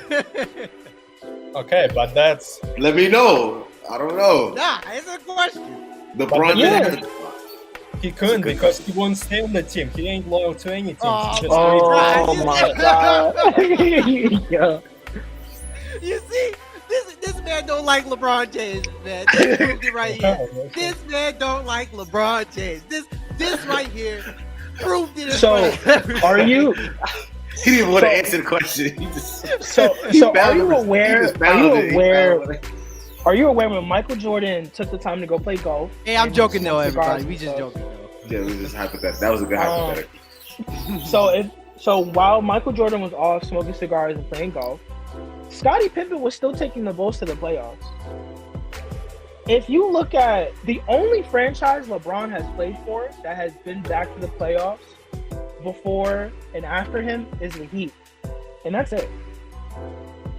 Yep. And that's because of a system, not because of a player. So if you look at what was going on with that whole team, that franchise, not to take away from the greatness of Michael, but that team was structured to win. Bro, LeBron James won championships off of like, let me get 2 good players and a couple people that can just do the job. Let me get a cheeseburger and some fries, and he's bringing Exactly, it to the bro. finals. No lie. Give that man some ketchup, perfect sweet. Yo, I'm telling you, for real. Perfect sweet. And let me ask you this. Let me ask you because we're gonna speak in hypotheticals now, right? Yeah. With LeBron. First off, answer the question, Artem. He doesn't leave the team. He's on the team. He signed a 10-year deal. 10-year deal on the board. Answer the question. Does he win 6 championships?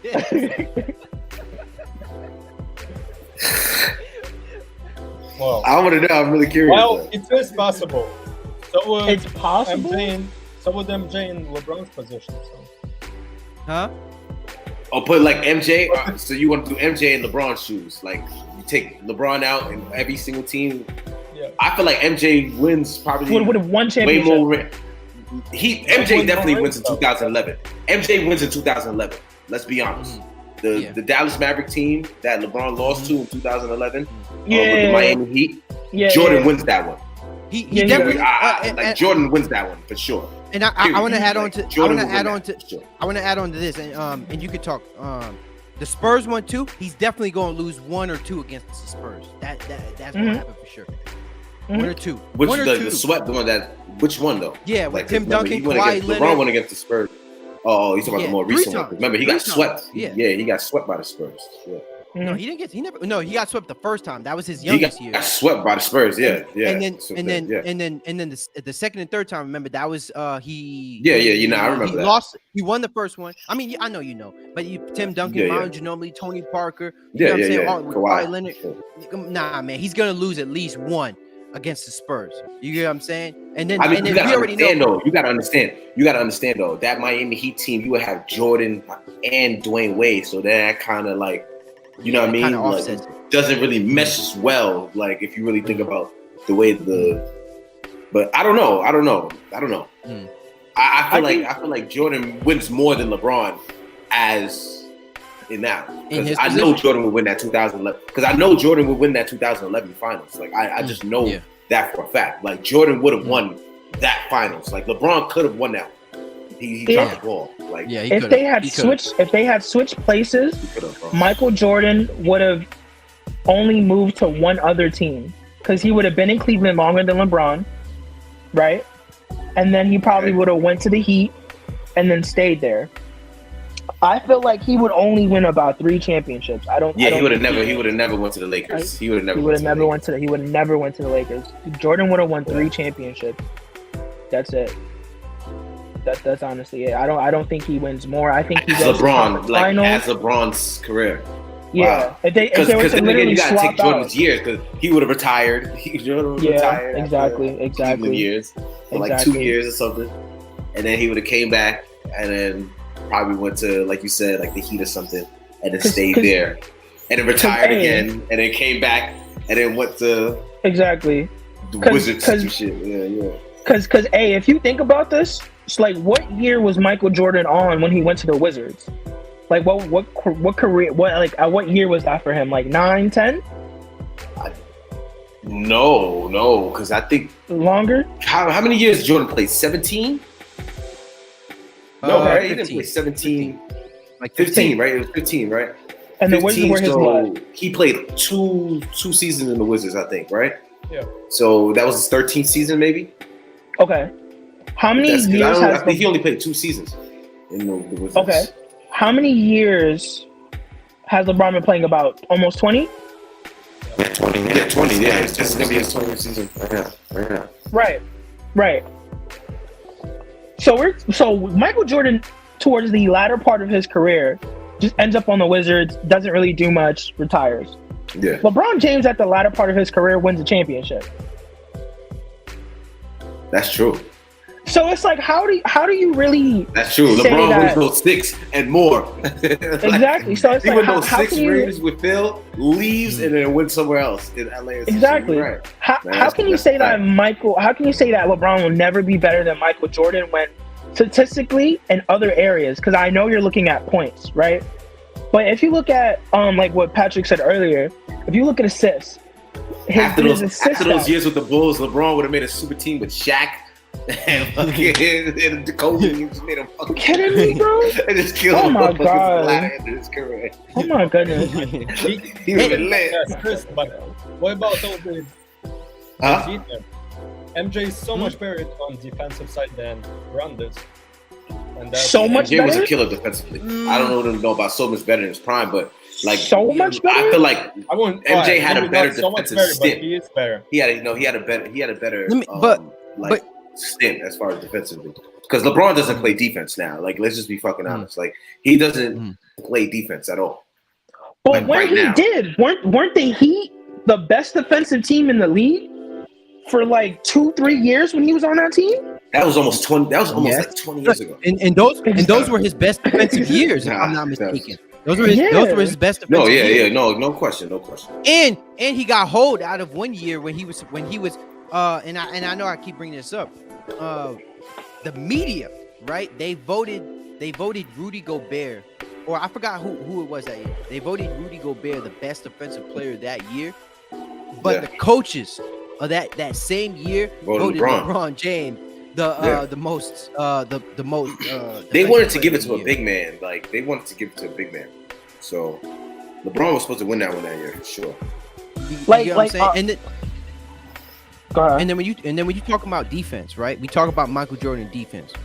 I'm not taking anything away from Jordan because we already know, like, getting steals is hard enough as it is. You get what I'm saying? Being able to guard any backcourt defender, any backcourt player is going to be difficult. But let's bring up basketball at that time, right? If we're going to bring up defenders, right? Last I checked, one of the biggest things, one of the highlight points of LeBron's defensive career was I remember this. I'm gonna go detail for detail. Does everybody remember Derrick Rose MVP year? Hell Yeah. yeah. Greatest time in right? basketball. Derrick- 21. He was like the youngest MVP. Yes, Derrick Rose was an exceptional player, right? Super fun to watch. Super fun to Yeah, watch. and Incredible. remember, right? But he only averaged like Guess who- 27 points, no assists, like barely any assists. Like he looked like Jordan. Like it was just like Yeah. he almost looked He like Jordan a practically little flying bit. off of the court. It was Flying, crazy. flying, just doing all this nice, amazing stuff, clutch buzzer beaters. He was doing it all, but he was not Yeah. the fucking MVP. Let's be honest. Nah, he wasn't. And then let me ask this, right? Who did the Bulls lose to that year? LeBron James. And then who was guarding Derrick Rose in that? LeBron James. LeBron James. Okay, LeBron right. James. I remember that. So LeBron was on LeBron his James ass. was being. So LeBron James is being guarded, right? I mean, sorry, Derrick Rose is being guarded. The MVP of the league was being guarded by LeBron James. Now, me, Rick, Lee, I'm pretty sure everybody here, right, can remember that specific series. LeBron James took that responsibility, bro. He locked down Derrick Rose. That Derrick Durant Rose didn't was want to do. the Durant same didn't want to player. guard. I mean, what didn't Kawhi not want to guard? Or Giannis didn't want to guard Kawhi or something like that. Like it was some weird thing. Like during their playoff run, it's like these players don't want to guard. LeBron took that pressure. You're right. Yeah. Yeah. Yeah, I know you get what I'm KD saying? don't So want to around guard that Giannis. time. Definitely not. Yeah. Yeah, definitely not. You got Yeah, you don't wanna guard and so, and then so when we talk about the defense, right? LeBron James. Now just to be fair, right? Now we understand like the different eras, so we can't really hold Jordan down in that aspect. But the way I'm gonna look at it is, Jordan is a backcourt player. Today, the league is more of a backcourt offense, right? It's backcourt driven. Back then, who was Jordan guarding compared to who LeBron James would have to guard on the backcourt? Magic It's completely Johnson, different. Larry Bird. Completely different, right? Actually, let's bring up 2020. Let's go back just 2 years ago. Isaiah Thomas. Right? When Yeah. LeBron James went against the Nuggets. Last I checked, Jamal Murray was firing up on them boys. Was he the same player when he went against the Los Angeles Lakers? Nah. He was able to still do his thing, but he wasn't the same. He wasn't pulling off them shots like he was able to against the Clippers, against the Utah Jazz. You get what I'm saying? Yeah. And remember, the Lakers were the best, if not they were the best defensive team in the league that year. You get what I'm saying? So when it comes to this thing with defense, we can definitely hold LeBron James accountable in a lot of areas, and a lot of points, and a lot of times where we can visually see he's not guarding up. But there's plenty of times where we've seen LeBron James guarding up. It's just, but in today's game, bro, you gotta look at it this way: LeBron James is asked to do a hell of a lot more, bro. Michael Jordan is just asked to score and defend. The offense for the Bulls was a triangle offense. It was made to get players involved. Guess who gets players involved when LeBron James is on the team? LeBron James. He's the passer. You know what I'm saying? He's a scorer, bro. He's the head coach. No player. Yeah. You get what I'm saying? So nah, man. The responsibilities and what Jordan had to do and what LeBron James had to do is completely different. It's night and day. It's night and day, bro. Like I said, I'm curious. Scottie Pippen for the most part. Now you can talk. No, I just wanted to ask Aaron a question. So I know that you did not watch LeBron James play basketball, but you definitely did not watch Michael Jordan play basketball. So why would you put Michael Jordan over LeBron, especially when you're looking at him in the latter stages of his career right now, still in the championship mix? Even if it's not strong, you can never really count LeBron out. You don't, like, he has at least 8 to 10 50 game points left in him at this point in his career. So it's like, why would you automatically go with Michael Jordan over LeBron? Because if it's a championship conversation, I would go with Bill. if it's a point conversation, we could go with Wilt. So, like, why is it that when you talk about the GOAT, who's typically identified as Michael Jordan, why do you feel that LeBron will never pass him? Especially given the fact that LeBron is still playing basketball currently. And Philippe, don't you have Michael Jordan as your GOAT? Well, who's your GOAT? My GOAT is Kobe, but I understand. Oh yeah, you did say Kobe. It was Kobe. You said Kobe. Wrong part. Yeah, you did say Kobe. Because I was about to say that's super non-biased. You know what I mean? If you're saying that. I mean, I try to be as non-biased as possible, more so because it's like, because I appreciate his opinion because he didn't watch LeBron during that period where finals every year. You know, LeBron is a bum until he wins the championship. It's like we watched his career trajectory and like I watched him play through the criticism, and I don't necessarily feel like Michael Jordan had to go through the same obstacles, the same journey, the same everything. We respect Michael Jordan because he didn't leave his spot. Michael Jordan was just Michael Jordan throughout his whole career. Yeah. To kind of just put it bluntly. Well, LeBron, you had to watch LeBron change. You had to watch him mature. I mean, he went from joining the NBA at like 18, right? Yeah. To getting spanked in the finals year after year after year. Yeah. To leaving his hometown to going to this whole other place, winning 2 championships, failing at the first try, but winning 2 more championships, going back to Cleveland, winning the first championship that city has had in decades. Matter of fact, they never won a championship in basketball in that city. So he is a hero on a level that Michael and then brings the Jordan Lakers back, isn't. back to their glory as well. When they were with the Lakers had not won a championship. They were in championship purgatory. They were in the bottom of the barrel, the worst team in that little stint. They were the worst teams since LeBron. They were a joke. They were a joke, bro. They had Jeremy Lin, Jordan Clark. I mean, Julius fucking Randle, Carlos Boozer. They just finally stopped paying Luol Deng. D'Angelo Russell. Finally, they just stopped paying him. Last season, they just finally stopped. Like just coming into the season, we finally don't have to pay Luol fucking Deng. That was like 10 years ago. And how many years did it take LeBron to win a championship with the Lakers? That's why I didn't want to buy out Russ, because I feel like if we would have bought out Russ, we'd have been paying that off for the next 15 years. Nah, for sure. But yeah, like why do you feel like LeBron will just never be better than Jordan, especially as LeBron is actively playing and still going to the playoffs? Like, I don't understand your perspective. Like why do you feel that way? Because MJ, like a true GOAT and hero that he is, while staying loyal to his team, was a winner. He got them. I mean, first of all, like we said before, he's 6'6".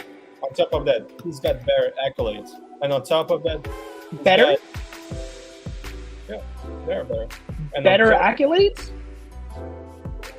What better accolades does Jordan have that LeBron didn't accomplish? Well, I said Finals MVPs, rings, scoring leaders, Defensive Player of the Year, set dance teams.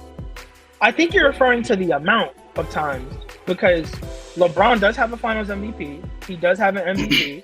And LeBron has like 4 Olympic gold medals too. I think Jordan only has 2. You know what I'm saying? He doesn't have Defensive Player of the Year like Jordan. On top of that, Jordan has better stats other than rebounds and assists. MJ has more points. But hold on. You can't just dismiss assists.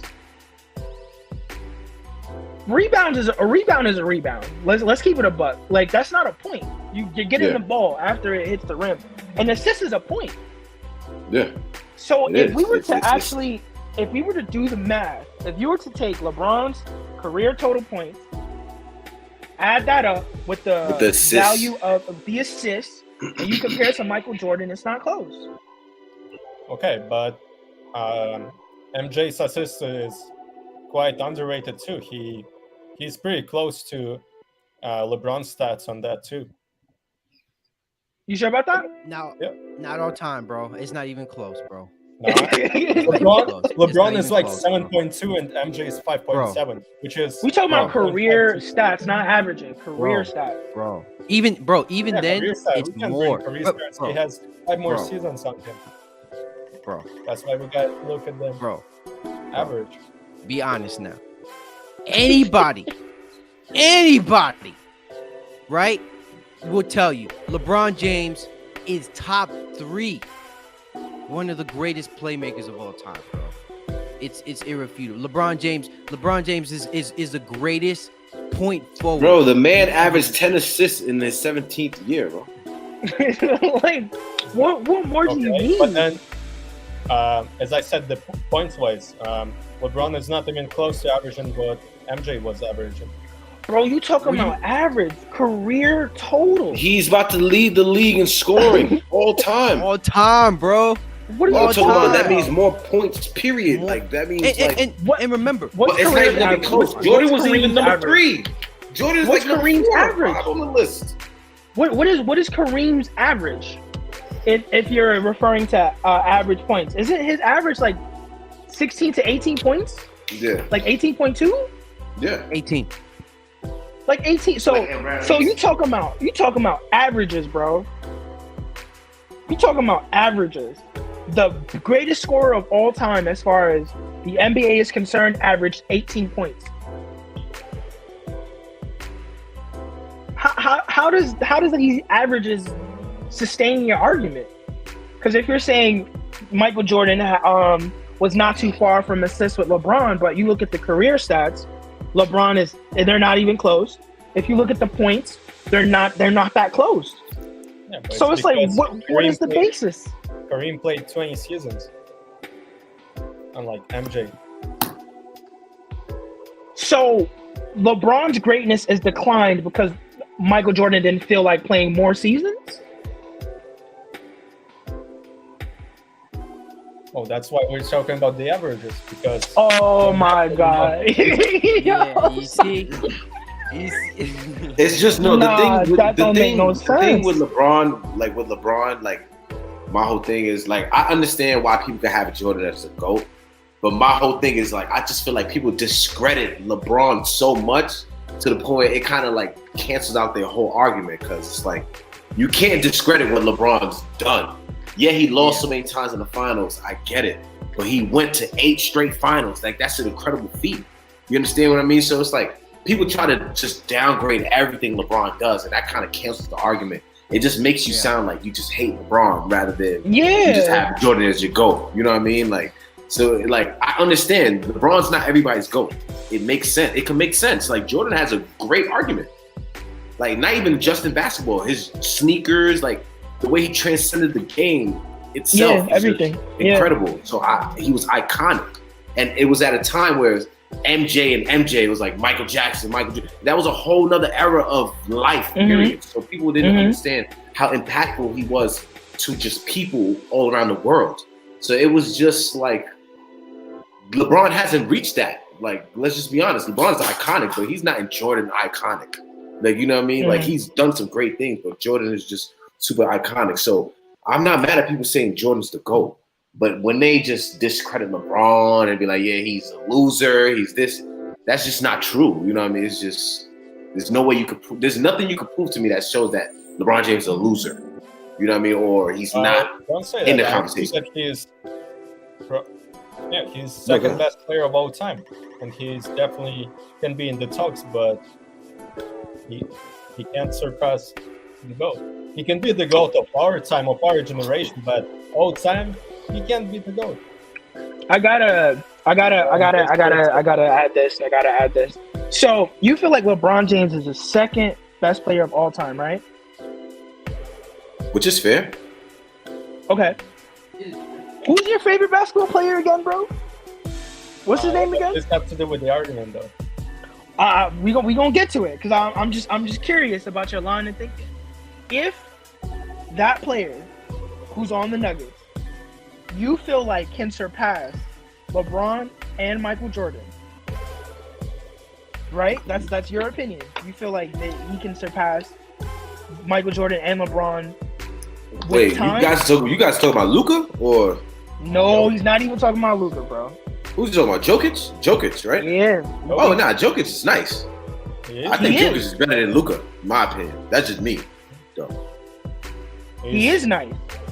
But he feels that he will be better than LeBron and Michael Jordan. oh no. I didn't say that exactly.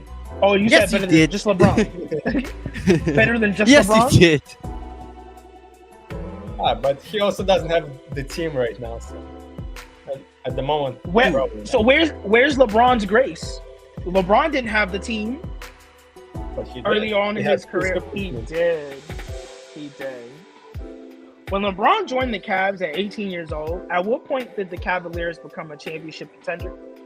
Yeah. Immediately? No. I wouldn't When say did he go to the immediately though. finals? Like what, 2-3 years? Yeah, like about 2-3 years. Mm. Because when did they what season did he make it to the finals? That was the 7th season, right? Oh no, it was a little earlier Jordan? than that, right? It was like No, I it was- mean, it was no, early, LeBron. bro. It was fourth What- year. It was his 4th year, right? He got Fourth swept year, by the he went Spurs. to the finals. Mhm. Oh, that's pretty impressive, man. Bro, we talking about his fourth year. Because Jordan didn't make it to the finals The until finals his 7th, until come his 7th on, year or man. some shit like that. Yeah, okay. You talking about a 3-year grace period Yeah, of just like him just shaving the time down and getting straight there. yeah. And he didn't even have the experience, he didn't have the coach or the support to go up against the Spurs, Greg Popovich, Tony Parker, Manu Ginobili in his prime. It's just nah, man. Nah. Yeah, there was no way he was gonna win that one. There was It no just way like- he was gonna win that one. There was no way. So it's like Yeah. you can't say that this person's situation isn't good, but still feel like their career trajectory will be better than LeBron when LeBron has had to deal with way more shenanigans. Still currently, I don't know, man. You crazy, eh? LeBron is well, LeBron is the greatest player to ever play basketball. And let me bring up this scoring Statistically argument speaking. too, because I want to bring this up. I want to bring this up for y'all.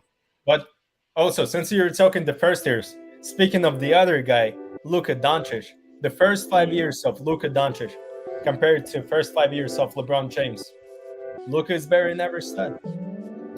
In the stats, but Guess what? Luka didn't make it to the finals or anywhere close. And guess what? Well, He was Western losing to the Conference Clippers.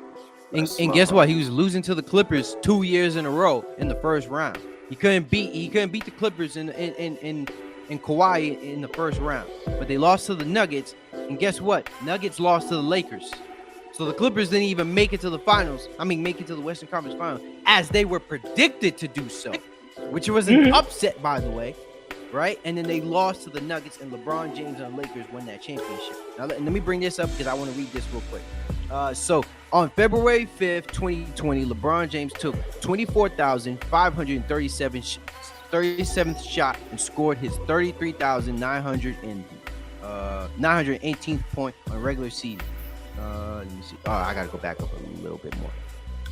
And then so that was LeBron James. So that's the same amount of shots. So this is measured out within a 15 seasons, right? So if I scroll up, Michael Jordan holds the all-time record for the most scoring championships in NBA history with an incredible 10 received. His airness averaged 30 points per game in his career. Jordan's career average is likely to be around or higher than LeBron James' career average.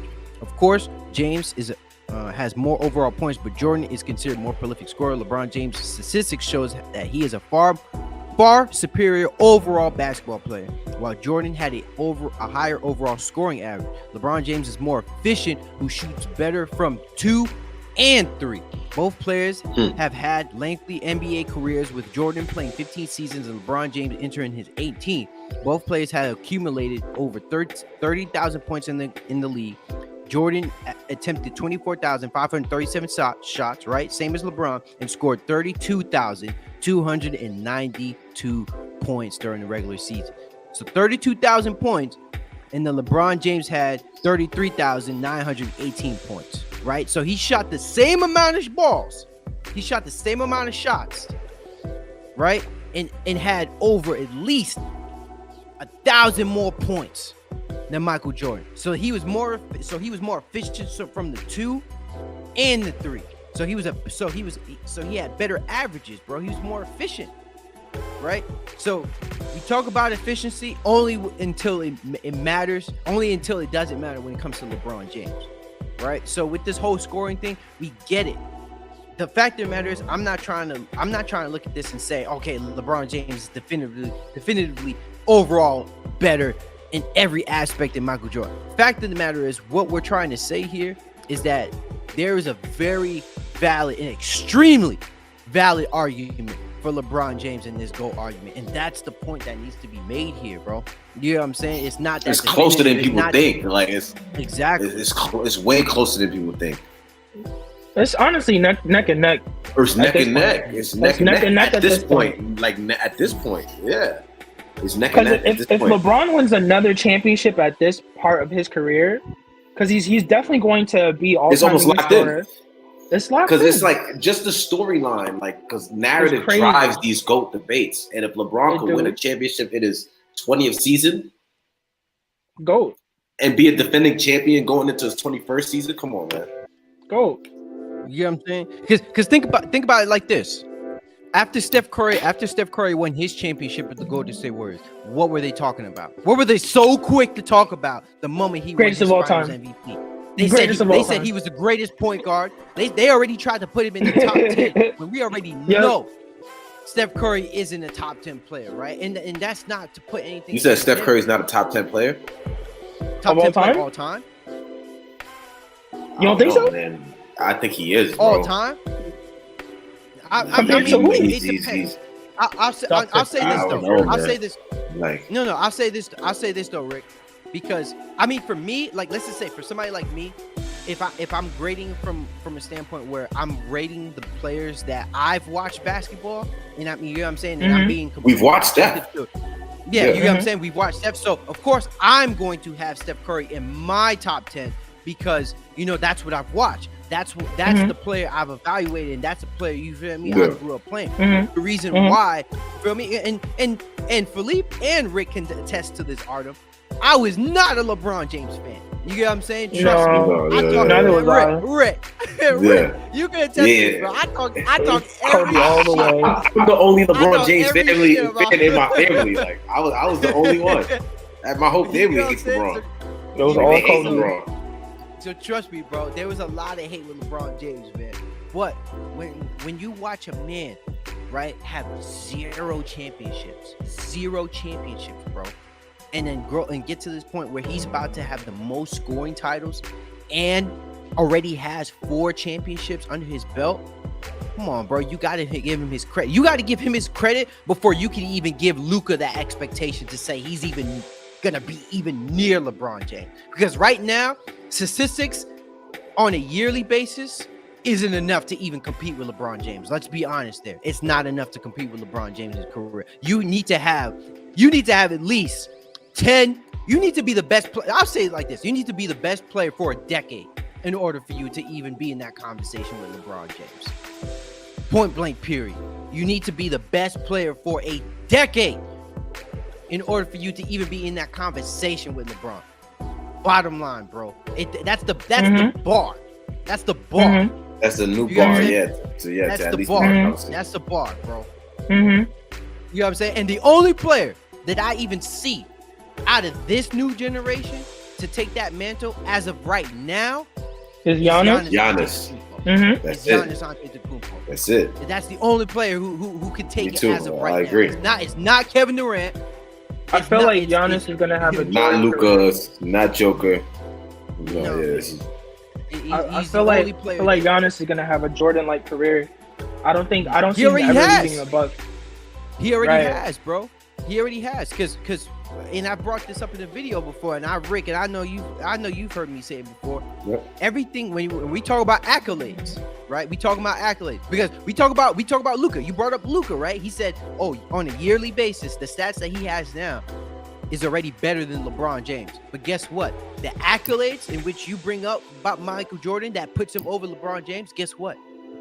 Giannis Antetokounmpo has already accomplished what Michael Jordan has accomplished at this point in his career. So does that make Jordan, is that going to say Giannis is going to be better than Michael Jordan because he's accomplished the same amount of accolades as Michael Jordan? Because if you're saying that about Luka and his stats and comparing it to LeBron James and saying he's going to be better than his career, is Giannis going to be better than Michael Jordan? Okay, but Keep it a stack, man. No.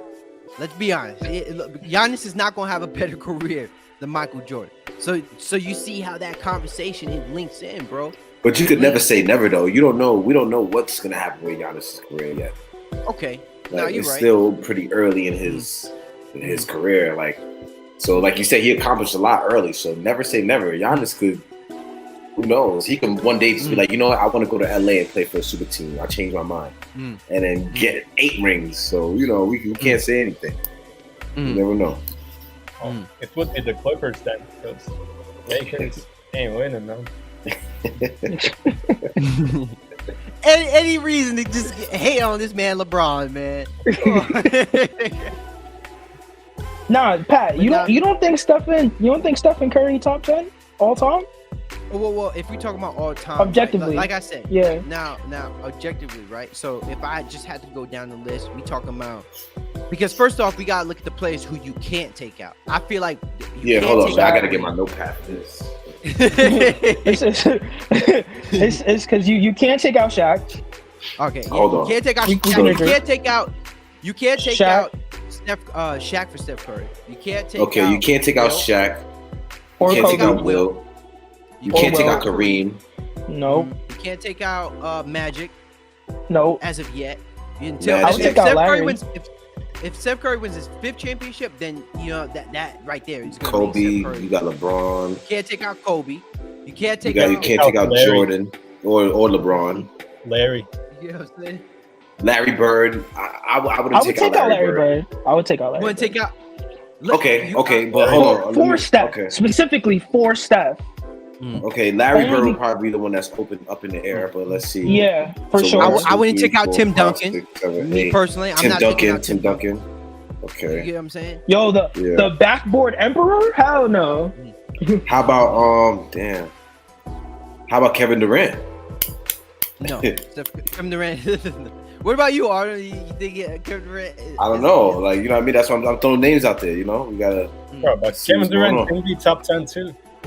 That's what I'm saying. That's what I'm trying to say. If Steph could be top 10, Kevin has to be top 10.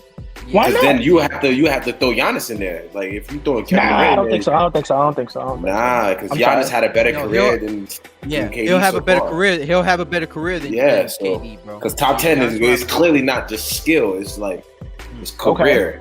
You know what I mean? Okay. So, let me see. So Jordan, LeBron is 1, 2, 3, 4, 5, 6, 7, 8. And then Well, Steph and then Curry had a Bill better Russell, career than too. Giannis, though. Oh, Bill Russell. Yeah, Bill Steph- Russell. Yeah. And Bill Bill Russell. Russell also. But the- You get what I'm to saying? finish off about, you can't stop Larry Bird for Steph because Yeah, that's what I agree. Yeah, Larry Yeah, I Bird wouldn't is do that. all around. Yeah, player, yeah. and Because Larry Bird and Magic are like hand in hand. Like, so if you Exactly, have like- Magic high in your top 10, there's no way you have Larry Bird low in your top 10. It just wouldn't yeah, make Why any not? sense. That'd be pretty much side Because by side. like they'll almost be side by side. If not, Exactly. I would say Magic would be a little above because he still won more rings. Yeah, but- Yeah. that's the thing. I like, would- how they say- Yeah, I would say, but I would say, you gotta understand, Bird was a I'm not killer, taking that away. like, yeah, I'm not yeah. taking that away. Look, But like how we're they talking say about. Magic.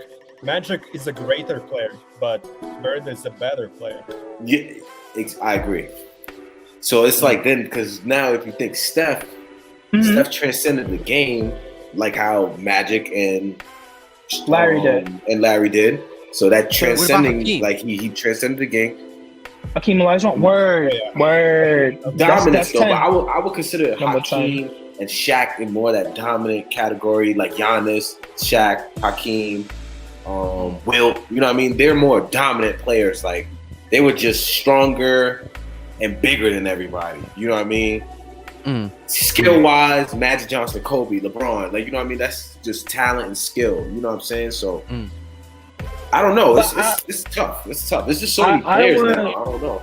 I would the reason why I would pick Larry. I apologize. I would pick Steph over Larry. So for starters, to your point about Magic and Larry, I think when it comes to that rivalry really only existed because of circumstances. I don't think it was anything else. Yeah, the NBA pushed that. The NBA pushed that shit OD, and then there's like the racist factor involved, and then the opposing franchises. So that rivalry was more so born out of like, it was just commercial. It was popcorn. It was great for tickets. So it made money. But I agree with you. I think Larry had a better skill set than Magic. But if you're saying that, then that goes to show you, like David Stern, he tried to change it from that team rivalry to superstar and iconic. So maybe the NBA was cheating for Jordan too. Yeah, but here's why I interject. When we look at Larry, and we're just talking about skill set, right? Yeah. Magic's skill set. The reason we put Magic over John is that even though John Stockton played longer and he has more assists, the most assists ever. The most and skills. Right. But it's like we always talk about how. It's how it was done. It's how the career went the way it did. If you look at Larry, Steph is a better version of Larry. Period. I don't know how that can really be debated. Steph is a better shooter. Well, but Larry was like Larry was a forward though. Yeah, he had size. Yeah, he has size over him too though. So he was. But that wasn't his size was. Yeah, that wasn't. No, it wasn't though. You're right. It was a skill set. It was the fact that he was a shooter. He had more assists. He's not a better all-around player than Steph Curry.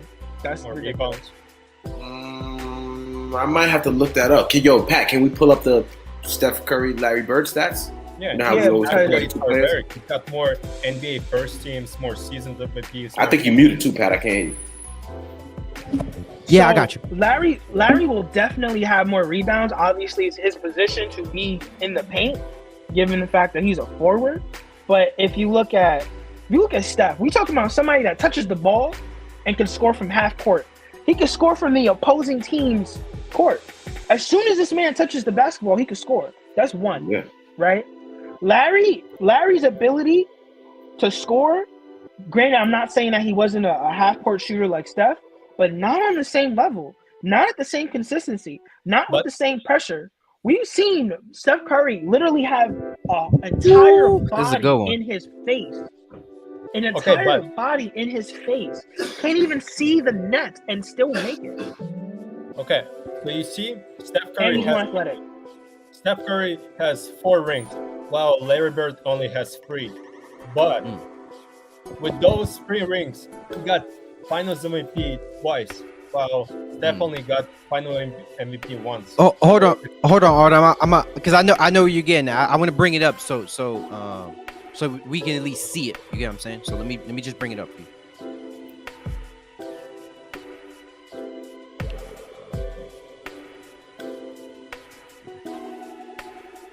You can continue now, though. Yeah. But so you say he has majority of those rings he got on the depth spot, which is pretty much the best team of all time. And they still played around the same amount of seasons. So Steph's gonna play more seasons than Larry. So this is a nice little comparison. Exactly. So you see Steph. So Larry Bird played way more playoffs than Steph Curry in his 13-year span, bro. Has more All-Star games. Has more. Steph might not even have. Hold on. Let's not forget that Larry was taken into the Celtics. No, I understand that. They were going to the playoffs definitively. No, yeah, for sure. The Warriors had not established themselves until they got rid of Monte Ellis. Now, though, you know what I mean. So we will have those appearances. Yeah. But hold up. Then Larry Bird entered a championship organization. Steph Curry helped build one. That's a big difference. Okay, and you're gonna dispute the fact that he was on a depth spot, which was the greatest team of all time, pretty much? I'm not disputing that. This is I'm not close, disputing man. that. Look. I'm really not disputing that. 10 assists. I mean, 10 rebounds per game. Yeah, and look, at assists. So he was a better all-around. He's Yeah, a that's what I'm saying. forward. The assists were pretty much similar, but 10 rebounds to 4, I don't He's know, a man. forward. He's I'm in the going paint. Larry on this one, bro. I don't He's know. bro, his I think job I'm is to going be in Larry the on this paint. one. You're going to get a rebound if you're in the paint. How do you not do that? Look at the I'm numbers. going Larry, bro. Yeah. I'm going Larry on this one, my friend. Nah, bro, Steals, you're tripping. blocks. Nah, I'll go Larry on this one. And look at Played best way season, more though. games. But hold up. Field goal Look at percentage. the, hold on. 3-point Pat, go back percentage. up to the percentage. Yeah, hold on. Go up real quick. Go up. So field goal percentage. 49. That's Larry Larry. got that. Because Steph- Larry's not Steph's shooting beating the him by balls many far. times. Steph's a way better 3-point shooter percentage-wise, okay? He's the greatest of all time. But this is also the regular season. Look at the playoffs below. Yeah, true. Good point. Free throw is pretty similar, but I'll give it to Steph. Points per game. Best season, okay. No game minimum. Larry's best season was 29.9, which was decent. I guess he never averaged 30. Steph's best season was 32, which was definitely last season. Let's go down real quick, Pat. Rebounds per game.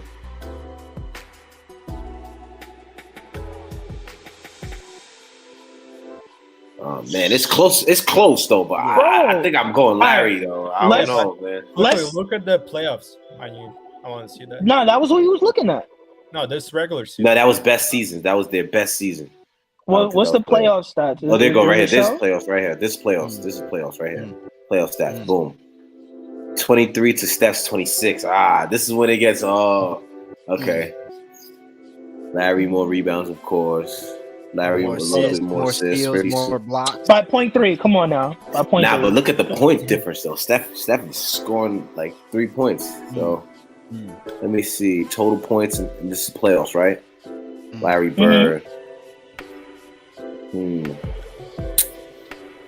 I don't think I would knock Larry Bird off for Steph Curry in my top 10. I don't know. I don't know. I don't think so. If it's the fourth quarter, right? You have 5 minutes left to win the game and you're down by 10. You're giving the ball to Larry or Steph? No, not Jordan. Jordan is not a part of the conversation. I'll give it to Larry Larry Bird. Steph. Larry Bird. Yes. Yeah, Larry Bird. Yeah, he's a better clutch shooter. Steph Curry's a terrible clutch shooter. Larry is more clutch. Larry is more clutch. You're right. I can't debate that. Way more clutch. Nah, he's more clutch. He's more clutch. Like, Steph is a great shooter. Like, bro. Remember Steph shooter I'm going Larry on that one, buddy. When someone like, all right, you got it, Eddie. You got it. no, you remember You're right. when someone challenged him to like shoot with only his left hand and he scored like 40 points or some shit like that? Yes, I recall that. Yes. And in a quick little point too, like you take Durant out of that Golden State team those 2 years, like he's not winning that many rings either, though. Like to be honest with you, LeBron's definitely getting another one out of that Golden State team. You know what I mean? So yeah, for sure. Remember? Sure. For sure.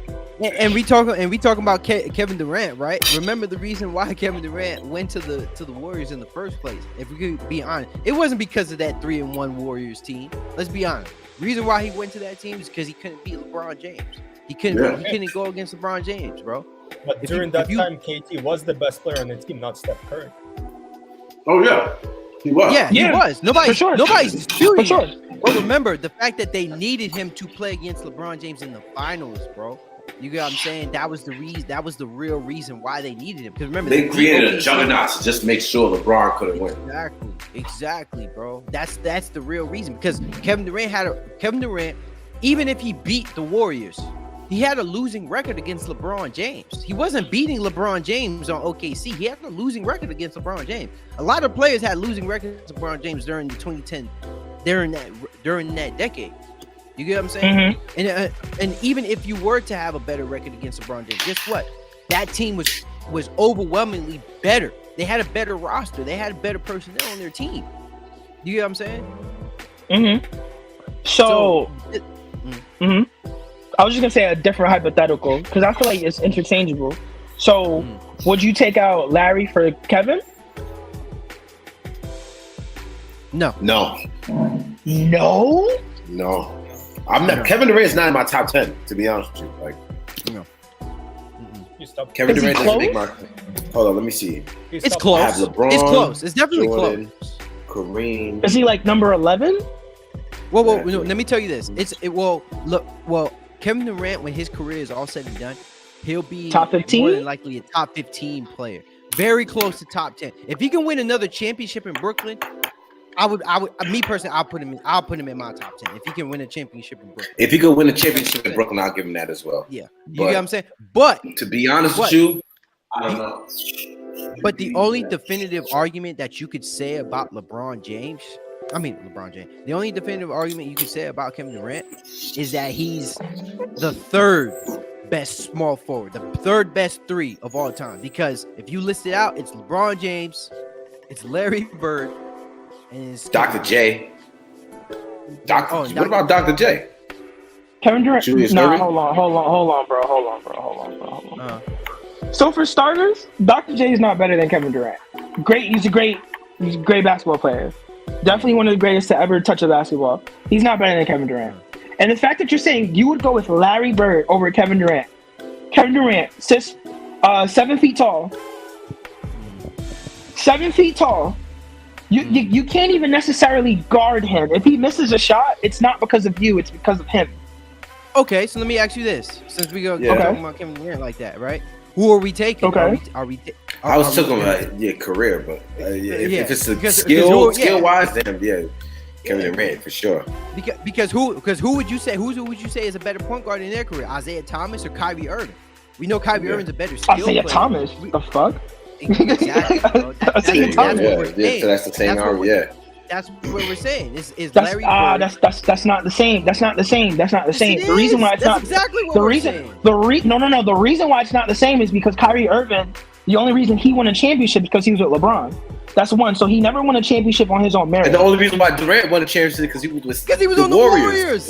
But he was the main contributor for that when he won the championship. Bro, Kyrie, he not? that Kyrie shot was one of some people say Kyrie's play was the reason why LeBron won that chip. No. So it's like the same thing. Play. Let's get this out Yeah. because play? yes, No, the way he played, like his play throughout the playoff. Okay, no problem. Yeah. but Philippe, problem. let's get this out. Let's get this out because we talk about Kevin Durant being the main contributor, right? We give that to him. We're not He's taking the Finals that MVP, part of it yeah, to for say sure. that Kevin Durant is Finals MVP. But at the end of the day, bro, come on, dog. You're playing with Steph Curry, bro. All you gotta do is just ball out. All you gotta do is beat Kevin Exactly, Durant. now. bro. Think about the defensive scheme on how to even approach that. There's no way to. diamond in one, No, 3 Pat. and 1. Pat. There was no way to approach that team, bro. It's No, just it wasn't. play your heart out and just wish for the best, bro. You get what I'm That's it. saying? That's That's a man fact, every yeah. bro. No way you That's can stop man that team, every bro. time, bro. Like You there's get what I'm just saying? no way, bro. No zones. You can't run a Like, zone, bro. defensively, offensively, that team was unstoppable all the way around the board, bro. There's no way. bro. You get what Like I'm there's saying? literally So, no way you can stop that team. That's hella. You get what I'm saying, bro? You were literally just talking about replacing Larry Bird for Steph Curry. You get what I'm saying? So you can't be like, oh, we're talking up Steph Curry, and then you say Kevin Durant. Because remember, Draymond Green even said himself and said Steph Curry was taking a lot of the defensive assignment away from Kevin Durant, and that's what was able to leave him with the one-on-one, bro. All right, hold on, You know what I'm because we gotta establish this. When it comes to your top 10 list, is it career or skill set? It's both. Career. Like my top 10 is both. Okay. Mine's is both. Mine's is both because you can have to go career and skill set. But career is what takes the cake on what gives the final stamp on whether you make the list or not. You know what I mean? Because Charles Barkley can't make the list. Allen Iverson can't make the list. You get what I'm saying? They're all skilled players, like one of the best skilled players. But you can't make the list because you guys never fucking won a ring. You get what I'm saying? So it's like, so the rings and how you win the rings definitely matter in the GOAT debate. You get what I'm saying? Right. In any type of GOAT debate, any type of top 10, the rings and how you win the rings. You get what I'm saying? Okay, so based on that merit, Larry Bird is a champion. Yes? Yeah, 3-time champion, for sure. Kevin Durant is a champion. Yes? Yeah, 2-time champion. Yep, for sure. Yep. Okay. So they're both champions. For me, Yeah. if once you win a championship and you are playing at a certain high level, that's an equal playing field for any argument. Would So you who do you disagree? take out though? So who do you take out? So you take out Larry for Or Durant Kevin? because of the skill, because they both are champions. That's what you're trying to say. That's the only thing I'm trying to say. Because if we're gonna talk about Because I top get 10 you, of like all I time, get what you're saying. I get you. Yeah. But Larry has that one more ring than Durant though. So they're both champions, but Larry But has Kevin an is- extra ring. but Kevin is more So he dangerous did. than Larry. No, he is. No, like there's no comparing the two. Like I'm not gonna lie. Like Kevin Durant is smoking Kevin Larry Durant Bird. Like is any- spanking him. I don't understand it's what you like- guys are saying. I would go with Kevin. in any era. over Like I feel like Larry. Durant is smoking Larry Bird. Just in my That's opinion. what I'm saying. But it's just like I don't. Larry's skill Larry set Bird was was a problem, so though. good. Larry's skill set was so good. He could play because now. He could play He now. could play for now, sure. but at He the would've same been time, way Larry was better than not that. athletic. Larry was not an athletic basketball player. It was all skill. Kevin is bold. Okay, yeah. Let me ask you this: since we're Mhm. talking about skill, how many times KD or Curry been in a 50, 40, 90 club? Say again. How many times Individual- Curry been in 50, 40, 90? Once. 50, 40, 90. They've been one season each. Larry Bird Okay. did twice. That's a good point. But you know what? Though, 49 that- is- One that's a more. tough That's feat, though. one more season, bro. Like that's Yeah. not even like. That's not a runaway That argument. shows his skill. yeah, That's that's very. No, but that's one plus that extra one ring. Plus it's a lot that's going like leaning runaway towards Larry's Those way. ring, like I've mentioned, the Finals MVPs. Look at Curry only having one Finals MVP, unlike Curry having pretty much on all Yeah. those things. Yeah. Finals. Not for nothing. Do you feel like the Warriors are structured in a way where it's just one dominant player who wins Finals MVP? Not necessarily. It's like they get to the finals and they create a game plan where a certain player will step up or be more effective than the other. It's not always going to be Steph. At one point, it was Iguodala for some reason. Another point Bullshit. was Clay for some reason. Bullshit. Because let's be honest though, Steph Curry should have 2 NBA MVPs, NBA Finals MVP. Like Yeah, he got cheated out of that one, bro. That, like, he got cheated I don't out. know how like that voting went that year. Like that was their way of saying LeBron should have won that ring as well. Exactly. You know what I mean? Like, that was it's just that was a LeBron award right there. if I'm really- like really honest. exactly. Like that was LeBron. That was a LeBron defensive award. Because I'm telling you, Artem, Andre Iguodala literally got Finals MVP because he was guarding LeBron James. Literally, bro. We're being dead honest there. yeah, Dead honest here, bro. This is not a joke. yeah, that's like he got not a that joke. award for guarding You talking about LeBron James. Iguodala? Yeah, Yeah. like, he had the That's- Finals that's- MVP that year for. That's a fact. Yeah. That's And how- crazy. do you- Because does LeBron was going anybody- off. And does anybody remember what he And he didn't even really stop anything, to be honest with you. Or slow it down. It Like, just LeBron like, averaged he like was in the 27 way. points. He probably stopped like in 2 the 3 way. shots in the fourth quarter, and then that's what people looked at it. And I mean, those were some ran. crucial shots, bro. Yeah, they helped. They helped. Don't get me wrong, they helped. But I used to hate Iguodala because of that, bro. Like I hated Iguodala. Mhm. you know what I'm saying? So please, you know what? Let's come to a revelation here, because I want to have a communion. I want to have the first communion here on CashSports, right? Artem, have we finally convinced you that LeBron James is the greatest basketball player of all time? I don't think we did. I don't think we did at all. No way. Nah, bro. No way. Yo, we could literally go. We could go to Phil Jackson's house and he could break down why LeBron James is better than Michael Jordan, and you'd be like, nah. You'd be like, nah. Man, Artem is the Skip Bayless in the It is close though. So with it being so close means that Jordan has like a lot in his favor though, because I feel like LeBron hasn't reached Jordan's like iconic status yet. Like as far as like no, I'll give that. Like it's close, but it's close. It's close. MJ has an edge, and that's the edge that He has an edge for now because you gotta LeBron is still understand, playing though, basketball, the bro. edge can't constantly move because Jordan's career is over. So we can't constantly move the goalposts. The more accolade LeBron like captures, the closer and closer it has to be. Eventually, you get what I'm saying? Like, so it's like if it's close and Jordan has the edge, LeBron's about to have a couple more milestones, and those couple more milestones should surpass Put him Jordan. over. Okay. 2 to 3 more years of basketball, LeBron James is the greatest of all time. And I feel like no one's gonna really appreciate LeBron's GOAT status, So he's gone. GOAT argument until he's gone. So he's gone. And then that's when they're really gonna start comparing footages and Mhm, all mhm. types of real getting in depth with the numbers and Then- stuff. Because I feel like people don't then even they'll pay say who's the attention to greatest. numbers. Yeah. Because you're not gonna know until it's like, damn, there's only Luka, Jokic, Giannis, like, which is the league is gonna be in good hands, but it's definitely not gonna be the same without LeBron James. I'll tell you that much for sure. Nah, definitely not. Definitely not. I didn't feel like it was the same after Kobe. That's what I'm saying. Like, just Kobe, the league took Like, it a completely low- changed. That was a blow. Steph, and that's why people love Steph so much because he brought 'Cause he something saved back them. to the NBA. Spark. On some, like, yeah, he gave it a spark because people were getting tired of LeBron James losing and being in the finals. Period. Like, you know what I'm saying? So Every it year. was, and I could understand that. So you know what I mean. So Steph Curry brought a new light to the NBA for sure. And then I feel like Luka is that new light. Ja Morant. He's could be that new he's light. so It's a lot. entertaining.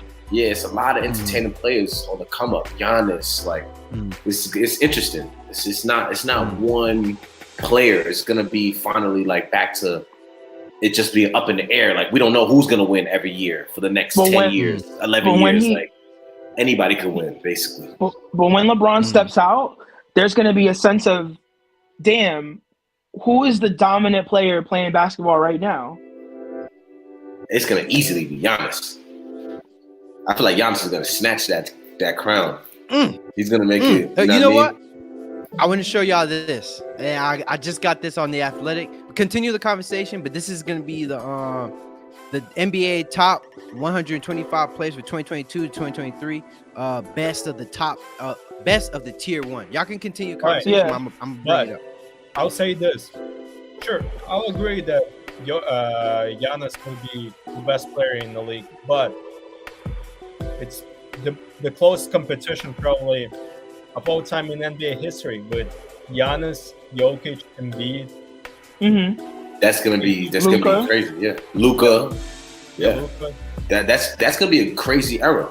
And I still have to throw like Ja's not gonna be in there statistically wise, but I feel like Ja Morant is gonna be there. Like, his team is always gonna be in that competition. Question mark? Definitely Devin Booker? Question mark? Yeah. No, yeah, Jason I Tatum, agree. question mark I too. agree. Like, I don't really believe in the Celtics. I don't believe in the Celtics. I do. either. I don't do. believe in them. I believe in this. They look like they have a great culture. I feel like I'm just this curious if year, it will this sustain. season, they're gonna digress. I feel like they're gonna take a step back this year. I feel like that was their peak.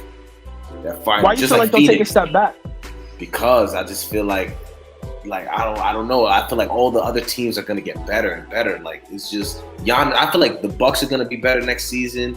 The Nets are gonna be like somewhat like they're gonna They're figure not getting something better. out. They're not going to get better. The Nets I'm aren't gonna sorry. get better, no. But They're they're not gonna gonna get they're gonna figure something out though. I feel like the Net, like, Kyrie's gonna ball next season. I know this for a fact. He has no Okay, choice. if you say so. This is a No, he contract will. year. He will. He No, has it's a contract season. He has to ball. Like, he What has. about Ben there's no- Simmons? and they didn't pay him. Ben Simmons, I don't know if this is a contract year for Ben Simmons, but I feel like they're gonna trade Ben Simmons. To be honest with you, like, I don't think Ben Simmons. Why would you even keep him? Yeah, like, there's no reason to keep him really, and I feel like the Nets have a chance to do something that will make them a legit contender, and I feel like that comes with the movement of Ben Simmons for sure, because like he's a key piece. So I feel like some teams will want him once he builds some value. So, but for what? I don't But you would have to play basketball to build value. Yeah, he's gonna play this season, though. Is He's he? gonna be ready by season opener. I don't know. I don't know. Like, no, bro, he literally comes to the game to get the best seats in the house, not to play basketball. Yeah, like, it's crazy. I've never seen anything like it. But so you're saying it's gonna be like the top tier next year is gonna be Luka, Giannis, Embiid, homie at the Nuggets, big question mark on Devin Booker, Morant, Jamal Murray. I like Jamal Murray, but I don't know. Like But these nah. guys, because Tatum, we can't forget Tatum. We have to say Tatum. Word. Because he's a wing. He's a three. He is. Wing, yeah. Tatum's a wing. And- And I don't sleep And he has a on lot of wings. upside. Yeah. He has a lot of Giannis, upside. we How already about know Donovan Giannis. Mitchell? You guys believe in Donovan Mitchell? I do not. Cavs ain't going nowhere. I believe in the Cavs. I believe in the Cavs. Yeah, because like, now they have I'm a one of those- championship. They have the championship Yeah. pedigree now. They do. You know what I mean? As far as like the Because- being Who? Josh Allen and Garland? no. Wait. No, How I'm talking about, do like, they have no. a championship? No, I'm pedigree? saying like as far as like the franchise like has a championship now. So they're one of the teams that have a ring now. So it's not far fetched for them to win. You know what I'm saying? Like a team like that never won, like let's say Charlotte or Washington Wizards. Like you never really truly believe they'll ever win anything. But You know what LeBron I'm is a saying? once in a lifetime But a team player. like Though. Portland Trailblazers, you can't just sleep on them. You know what I mean? Their fans believe they could win a ring because they have shown like They're their a team great team. won in the past. Like, you know what I'm Yeah. saying? So Cleveland won a ring. And then they're making moves like after LeBron era, the post LeBron era, to prove that there could still be a legit contender. You know what I'm saying? So I feel like I wouldn't sleep on them. You know what I mean? I just wouldn't sleep on any team nowadays. Like, especially, it's gonna be way more wide open than people think. I don't know. Oh, are Like, we I feel like forgetting there's no Zion? definitive champion. I don't believe in Zion anymore, What happened? He just Yeah, lazy? bro. bro. I have to see him play, bro. Like Oh. you gotta play. You Yeah. have to play, bro. Well, Like Melo. Josh playing. Josh getting hurt, but Josh playing. Zion has to play, bro. Yeah. Like, and this season's coming up. He better show me something, bro. That's it. Mm. How much you think? What do you think Zion's number is this year? His numbers? Yeah. 27 points. 27? 58% Nah, that's shooting. OD. That's Bro, he did it last time. now, Bro, he did it last time. I said 58. I bro, don't- they're I don't- playing like 2 years, bro. Bro, but I say generously 22. 22 points, bro. no, hold the hell on. First off, let's pump the brakes. Slow down, bro. First off, let's not make it seem like Zion still didn't play at least a full year or not full year, but he still played a decent amount of basketball. Zion Williamson He did? is the only Zion. He played the same at amount of least games 6 as Greg Oden. You know that, right? Greg Oden's couple years in the league. But he wasn't playing Like- like Greg Oden though. Like, come on, man. But check but check this out. Yo. But check this out. Zion Williamson, right? Zion Williamson is the only player to score 27 points off of 61% shooting from the field, bro. And that's based off the games that he played. You get what I'm saying? So Zion can get better as a defensive player. We already know he has the hops. All he has to do really is just stay healthy. The healthy factor, right, is obviously a big question, but based off his play, bro, if he can stay on the court, bro, I don't see a lot of people really stopping Zion on the court, bro. Why? I mean, it's bully ball on the court because he's bro. First off, there's not a lot of players that play the type of game that Zion plays. It's very similar to Giannis, but I think Zion is a lot more aggressive when it comes to going to the rim. He is like he just yanks the ball out of people's hands on the defensive side and all Exactly, that stuff, bro. And think about it, bro. Think about what I just said.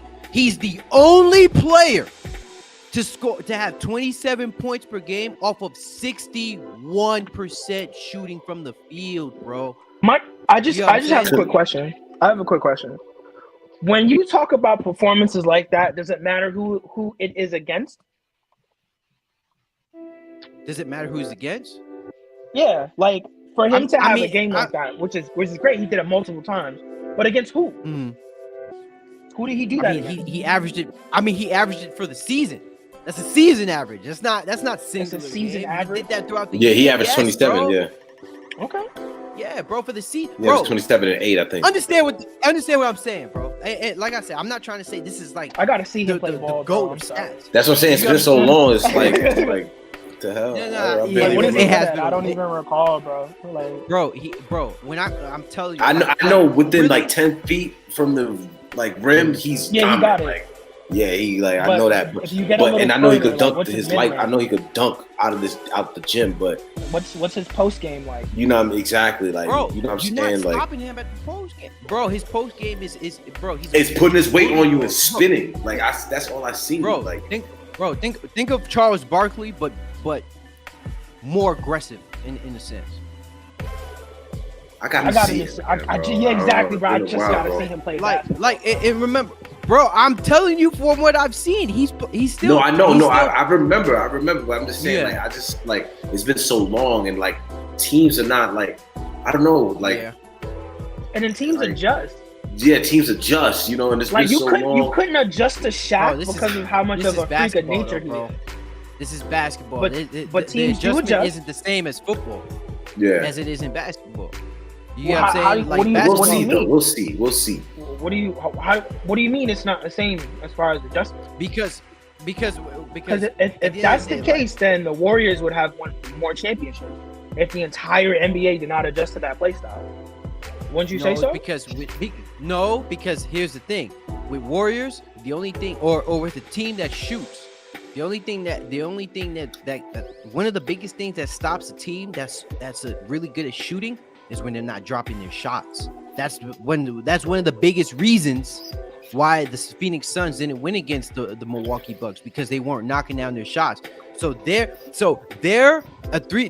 more of a backcourt team. Their strength is in the backcourt. Mm-hmm. The Milwaukee Bucks, or not even the Milwaukee Bucks, the Pelicans, right? Or Yeah. Zion's game is more implemented in his front court play. That's high efficient shots, bro. If you talk, bro, just let's just do the math, and let's just do the math from that perspective. If you're averaging 27 points off of 60% shooting, right? That's extremely high efficiency, bro. How many games? I think it was. Let me look it up. Let me look it up for you. Got you right, but I know that was the most games he's played. Let's see. Because not to like I guess be petty, but like he gives me the sense that he's very well rested. So I don't know. I don't know if that plays a 61 part. games. 61 games. That's not bad actually. That's quite a 61 lot games, considering that statistic. 61. But I look gotta up see the it amount for of the Greg season. Oden. How many years is Zion? 3. So remember, he missed his third year. He played basically second So year? look up games Greg in the Oden's second- first 3 years and Zion's first 3 years. How many games, bro? Why are you trying to disrespect this man, bro? He said, Bro, Nah, because Greg- it's just showing me like what type of player he's gonna be, bro. He's gonna be a dominant player, but he's not gonna be able to stay on the court long enough to show us. You know what I'm saying? Like yeah. last time I see Look, them, I'm typing in the name. It don't even pop up. Greg It don't Oden. even Damn. yeah. they eliminated him from basketball. History. That's crazy. All right. Sad, man. Let me see. All right. Ain't it crazy Alright, that so Brandon Roy and Greg Oden were teammates?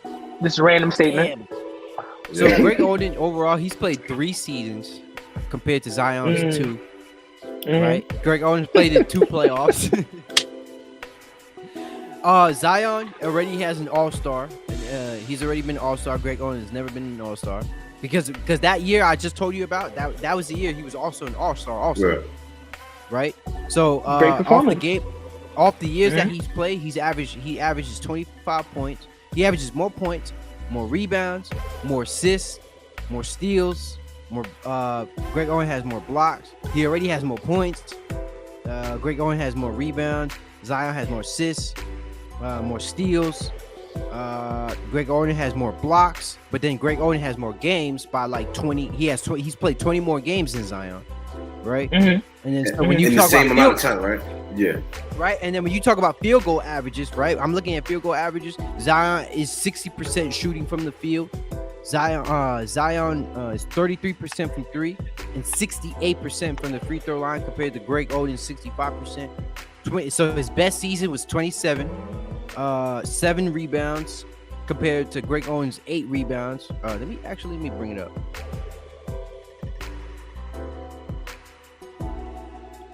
Yo, we literally trying to do the math to see if he's a bust or not. That's a joke. I don't know, man. Like I feel like he's gonna be a bust, bro. No, I don't think he'll be a bust. I just think he's not gonna. I mean, if he may doesn't not get be in as shape, great. if he doesn't get in shape, Yeah. he's gonna be a bust. Like But he's Now, already he's in shape, bro. Will LaMelo be a bust? LaMelo. Nah, LaMelo ain't gonna be. LaMelo's nice. I don't know if He's he'll nice. be a bust. Period. Yeah, he's nice. potential, but it's not gonna elevate. It's just gonna stay the same. Yeah, it does. Yeah, exactly. Like you're gonna have to see it to believe it. And that's Like, he's not gonna be better than Luka or nothing. he's not. That's Nah, definitely not. Nah, I don't think he's gonna be close. And then that's pretty much gonna be like the new norm. Like you have to like are you gonna be like Luka? Like I don't know. You know what I mean? Like Giannis, these players are dominant. Like these motherfuckers are nice. Like you know what I mean? Yeah, Leading their teams Luka to is playoffs and nasty. stuff. Luka is nasty. I don't think I've ever seen a player like him. As far as like he's just jaying you. Like I've never like cook you up, just jay he you, does it bro. so Like, slow though. Like you know what I mean? Like you don't it's have almost Kyrie like, handle. how did you let somebody do that to you like that? Like he's not as quick as stuff. Because he knows how to get to his spots on the like, court. Like he paces himself. It's almost like LeBron James to a sense, right? He paces himself. He doesn't try to do too much, and then once he gets his shot, he takes it. He doesn't try to do anything out of the blue.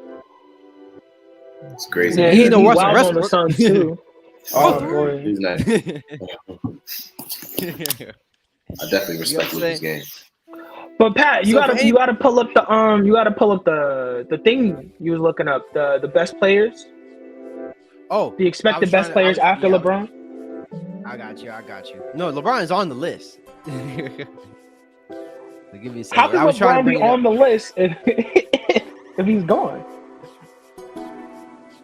No. But I'm saying I was talking about the Athletic. Remember ranking the tier Got you. Players from 1 to 8. Got They you. were saying. Got you. Yeah, they were saying. He was saying what? 20th year in the league. It's still a tier 1 player. There's no question. Like one more Tier 1. Tier 1 is Giannis. I'm telling. Joker, LeBron, and KD. No other player has been able to sustain at a tier 1 level throughout throughout 95% of their career. I don't think I've ever seen that in basketball. Maybe Kobe. Maybe Kobe. Maybe Kobe. But then at that, homie was like ravaged with injuries, and all his teammates was trash. So I don't know. Yeah, man. Trying to bring this up. So Shaq was trash. Shaq? Nah, we talking about his Kobe in his later career. Okay, At Paul the end of Gasol his was career. trash. Bynum was trash. Pau Gasol was not at the end of Kobe's career, nor was Pau. Kobe had Jeremy Lin, Jordan Clark, Nick Young. Bro, I keep having Nick this. Young, Bro, Brandon Ingram. I keep talking about this with him, man. He keeps bringing up Pau Gasol. Like Pau Gasol was the deciding factor in the Lakers, bro. Pau Gasol is a great piece, bro. No. He is. I'm not saying that. But let's keep it a stack here, bro. If Kobe Bryant wasn't on that team, guess what? That team would have been the same team that the Lakers were before LeBron James had even gotten that team to begin with.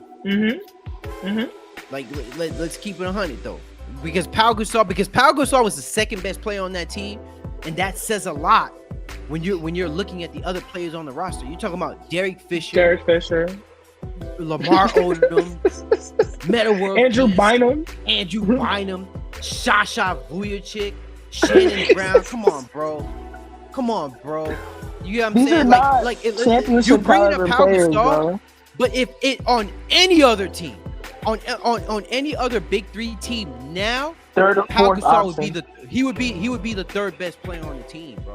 Third or fourth He would be option the third place for player on scoring. the team. And not to mention the teams that Kobe Bryant and the Lakers were going against at that time. Kobe Bryant faced more 50-plus win teams than Michael Jordan and LeBron James in the playoffs, bro. So he had Pau Gasol as his best player, but he's going against the Spurs, the At their Nuggets, best. the At their best. Grizzlies at the time, which was a good team. You get what I'm saying? And then The and then Mavs at their best. and then the Mavs. Thank you. And then you're going against the Lakers. The Lakers. The Celtics. The Suns with who Steve had their own Nash. big three. And bro, we had this conversation already. Pau Gasol is not better than any other three players on the Boston Celtics big three. So bringing up Pau Gasol is yes, he was a very great attribution to the Addition. team. Yeah. But he was a great addition to the team, but he doesn't compare when you're talking about all the other great players that Kobe Bryant have played against or even played with, bro. Pau Gasol isn't even the best player that he's played with. Who's the best players he played with? Shaq, and then who else? Pau. It's just Shaq and Pau. You know what I'm saying? It's just 1 and 2. When you really look at Got it, 5 chips off of Shaq and Powell, man. That's crazy. You get what I'm saying? And then coaching, and then the triangle offense and coaching was a big addition to it. You get what I'm saying? So Yeah. hey man. So let me bring this up, and then we gonna wrap it up here pretty soon because we about to hit. We already 2.5 hours into this. I gotta do some shit. So bring this up right here.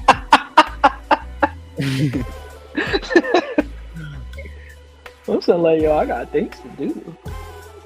No. I mean, I still got some other shorts and stuff that I got a subtitle and all that bull crap. Well. Look what we got here at number 3. Oh my god. Bro. Oh, number 3, right? That's not even. Number 3 is not even tier. doodle, bro. I think. Okay. I knew Where's I knew he was gonna be that top tier. LeBron. I don't see him anywhere here. No, he's right there. Guess what? In year 20 though. Remember, write that down. Year 20, number 8.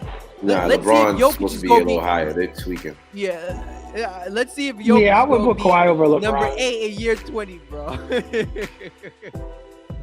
But nah, I'm just joking. Even Kawhi, who hasn't played the whole season, is higher than LeBron. Bro, but bro. Don't do that, bro. I'm telling. Don't do that. Bro, let me knock this down. Any player in year 20 is not gonna be on this list, bro. In NBA history, Yes, you can any search. player You will in not NBA find. history in year 20. They're not gonna be on this list, bro. They're not gonna be on this list. Not even Kareem. Not even Kareem, bro. Nobody, bro. Nobody. Nobody. Right? So nah, man. And you see, you went straight to 3, but you didn't go to 1. Look, so Kevin Durant and Giannis is above is at the top 2. Then you got Jokic, Steph Curry at 4, Joel Embiid, Luka, Kawhi, and then LeBron. Yeah, I disagree with this list though. I don't think Kawhi doesn't. Remember, this is voted by the staff, by the Athletic. I don't agree with LeBron James being over Kawhi. You mean under? Yes, thank you. You correct me. LeBron should have been right under Giannis, in my opinion. Okay. Oh, bro. I don't know about that. I'm sorry. I don't know about that. That's just my opinion. That's the wildest take I've heard in my life. Because I'm Ain't no not gonna lie, he just whole lot, won a ring 2 years ago. Yeah, 2 So years like ago. Kawhi, all right. When did Luka win a ring? When did Jokic win a ring? Yeah. When did the Embiid last time ever make it Durant to won the a ring? finals? Durant didn't win a ring since how long? Yeah. He When tore did his Kawhi ACL. win? When's He the last tore time his- Kawhi he won? tore his ACL. Didn't even play a whole season. That's what I'm saying. Kawhi didn't even play. Like, what is this? Like, And come on. all of his players And that was a crazy statement. Get out of here. And all the players who were in the all these players were in the playoffs this season, and Kawhi was in the playoffs. okay, maybe All not right, then. So Kawhi. what are you talking about? Maybe not Kawhi. All right, maybe not Not Kawhi. Kawhi. and honestly, for me though too, me personally, I'm not putting LeBron Luka. under Luka, Embiid, Kawhi. Like, yeah, I'm not putting. How LeBron can James that Embiid low. be above LeBron? I don't understand that. He had a He great hasn't year. even made it to That's the. what- Still had. He That's what has I'm not saying. made it to the finals, bro. He should be on the list. He should, That's but what he I'm didn't. He saying, never, like, he never made it to the finals. But Luka and Embiid. The worst LeBron should be is at the top of that Joel Embiid tier. I'm I telling want you, you bro. to Yeah. remember the MVP talks for the past 2 seasons. Oh man. LeBron was there until he got hurt. That's the thing. He was in those times. Yeah, but not all these players like Giannis, Embiid, Jokic, and Luka. But remember, Luka didn't have a great first half of the season.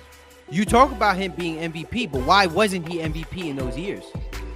Right? Why wasn't he? Because he has to be MVP throughout the whole year, not just half of the season. Right? Now, we're not saying Luka can't do that, but he has to do that, and he hasn't done that. Being favorite is just a bet, bro. That's the favorite. I could sit here and say the New York Giants are going to win the Super Bowl. I could say the New York Giants are the power ranking of the best team. That doesn't mean anything, bro. You have to cement it. You get what I'm saying? Yeah. You have to cement it, bro. And even with this year, with Luka being as good as he is, because he does deserve to be on this list. But let's be honest, the Mavs after this year, they got worse. In my opinion, I think roster-wise, personnel-wise, not from a team perspective, but I think they did, I think they didn't. I don't think they improved off of last year, bro. So now you're gonna have to look at. You said you don't think they improved from last year? I don't think they got too much better from last year. Who, the because of Mavs? the fact that they lost. Yeah. The Mavs. But they lost because Brunson and got Christian Wood though. They feel they got Christian Wood. See, if they Yeah. got Christian Wood, and if they kept Jalen Brunson, then we're talking a different story though. But they lost I got you. Jalen Brunson and then got Christian Wood. You get what I'm saying? So it's like you lost one and then got one. So it's like you supplemented that. You get what I'm saying? Yeah. And get but that's just talking from the team perspective. And now if we talking about players perspective, like with just this whole thing, with Embiid and Luka, like, nah, man, it's for me, I'm still gonna have LeBron. Like I'm gonna agree with Rick. I think LeBron James he should be no lower than 1B. He shouldn't be no lower than 1B in my opinion. No lower, bro. And look, remember, it's subjective. I mean, not subjective, but look at the previous year. LeBron James in his 18th year. Look at the previous years. He was just this year. He was 1C. Before that, 1A. That's what I'm saying. You know what I'm saying? And that's And then exactly what I'm trying to say. and then look at Luka. I mean, look at Jokic. 1B, 2A, right? He was in 2A. No, but, hey. Let me explain something. That means he was doo-doo. No, but Great this supporting actually would character. make Jokic great. You see, he was a second round pick, not first, second round. So of course, Wasn't Giannis a second round pick as well? Yes, sir. Yes, indeed. Yes, sir. Hey, Giannis been in 1A since 2020. But Giannis also has more seasons. I'm sorry. Finish on it. I said Giannis has more seasons than Jokic. Bro, by So? a season, bro. By a season, man. By a season, bro. Come on, bro. Stop Yo, doing why you this, keep man. doing this? Yeah. Why you doing this, bro? Why you keep hurting this man, bro? Why you keep hurting this man? Let's keep it. Let's keep it a stack here, bro. Giannis is a champion, and Jokic is square dancing in Serbia. Bro. Okay. Also, Feel one more, just one more thing. Just notice how it progresses for Jokic while it deteriorates for LeBron. Just, Bro, I mean, you can't LeBron be is serious. in his You 19th can't be season, serious. though. Like, You can't be stop. serious. Like, we're not talking LeBron James at 25. You're comparing the decline of one player to the rising of another player. You can't be serious. So many years apart at that. Just like you cannot be serious. Like, LeBron's so far removed from his prime years at this point. It's just like, come on. And on top of that, we're talking about a year removed of him being in 1A. Back to back. 2020, 1A. And then 2 years removed of him being a champion. Like, literally. Come on. Finals Come on, MVP bro. at that. You know that don't make no sense. That don't make no sense, bro. Jokic didn't even smell the finals yet. Did he make it to the conference finals? At least Luka smelt it. Yeah, he made it once. Oh, he made it to the conference finals. He did. Yeah, he did. Yeah, Oh. I forgot who he 20, lost to. 2020. And I forgot who he lost to. Oh. I forgot who he lost to, man. Damn. And LeBron's Who beat him 180. 4-1? Who beat him Yo, 4-1? hey, who beat Who him did that that beat year? him 4-1? Yeah. I think it was that old guy down there, the 1C. Him right here. With the receding hairline. 18th Was year it in the LeBron? league. Says him packing it. And I'm not gonna lie, that season, the Nuggets had a great team that season, bro. Yeah, they did. Everybody was They had a really great team. They had a really great team that year. really great team, bro. But guess what? It didn't matter because they lost to LeBron James and Anthony Davis. If anybody was supposed to win that season, it was supposed to be them for sure. That was done, done. But man, for anybody watching the video, man, please like and subscribe to CashSports Podcast, man. I would graciously appreciate it, man. For those, please hit that notification button. So for anybody who wants to see us go live and join the conversation. Oh shit, hold on. Well, Nah, it was just. So for anybody who wants to join the conversation, man, we're here. We're ready. You see what the type of conversations that we're getting into, man. We're going really heavy on the basketball. We're going crazy on the basketball, man. For real. Y'all see that Cash App at the bottom too. Please donate if you please, right? It is optional, so nothing crazy there. But also, and it is his birthday, by the way. It is, yeah. So you should spend it all. You should spend the whole check. So once again, though, I do graciously appreciate for everybody that tuned into the live stream. I know we had a wonderful basketball conversation. We got some really great takes, really great topics in there. For you guys want to say anything before we head out of here? Man, I'm just happy to see multiple people here at one time. Yeah. That means we're growing. It's getting better and better, bro. You know, speaking Next of that, thing, like usually, we're gonna start getting some subscribers in here in the thing, you know. What's up, bro? Autumn. I'm trying to think. no, I started speaking back like usual in here. That's. I mean, I don't know about your statements, but yeah, we typically do speak facts. I don't know. I really Yeah, don't so like where they have sports. LeBron. I really don't feel like LeBron's 1C though. I genuinely don't feel like that, man. No, that's Yeah, disrespectful. That's kind of bothering me right now. I'm not gonna lie. And I know he didn't make the playoffs last season, but that's an individual stat. So we're not talking team. So LeBron should have been way higher, bro. Like I don't know. Yeah. I don't. And I don't know. if you I feel hold like the disrespect he takes is getting out of hand now. yeah, and then the fact that you have Kawhi there also, and then not You get what I'm trying to say, bro. And it's like, Yeah. what? He played more than Kawhi. Yeah. Like he's proven more than Kawhi in these past few years. After Kawhi won that ring, he hasn't really shown much, bro. Like I don't think any other athlete has been scrutinized or criticized more than LeBron James in any sport. nowhere I close. haven't seen anything like that. Other than Tiger Woods. Yeah. Because he's the Yeah, best. but Because Tiger he's Woods the was best. scrutinized for Yeah, but cheating. Yeah. You know what I'm trying to say? for doing what he did. But the thing about it is because LeBron James is the best player in the social media era. Because the only other player I could think that's hated like LeBron is like, or athlete, I would say is like Floyd Mayweather or some shit like that. John You know what I'm saying? And who else? But you don't care. He said John Jones.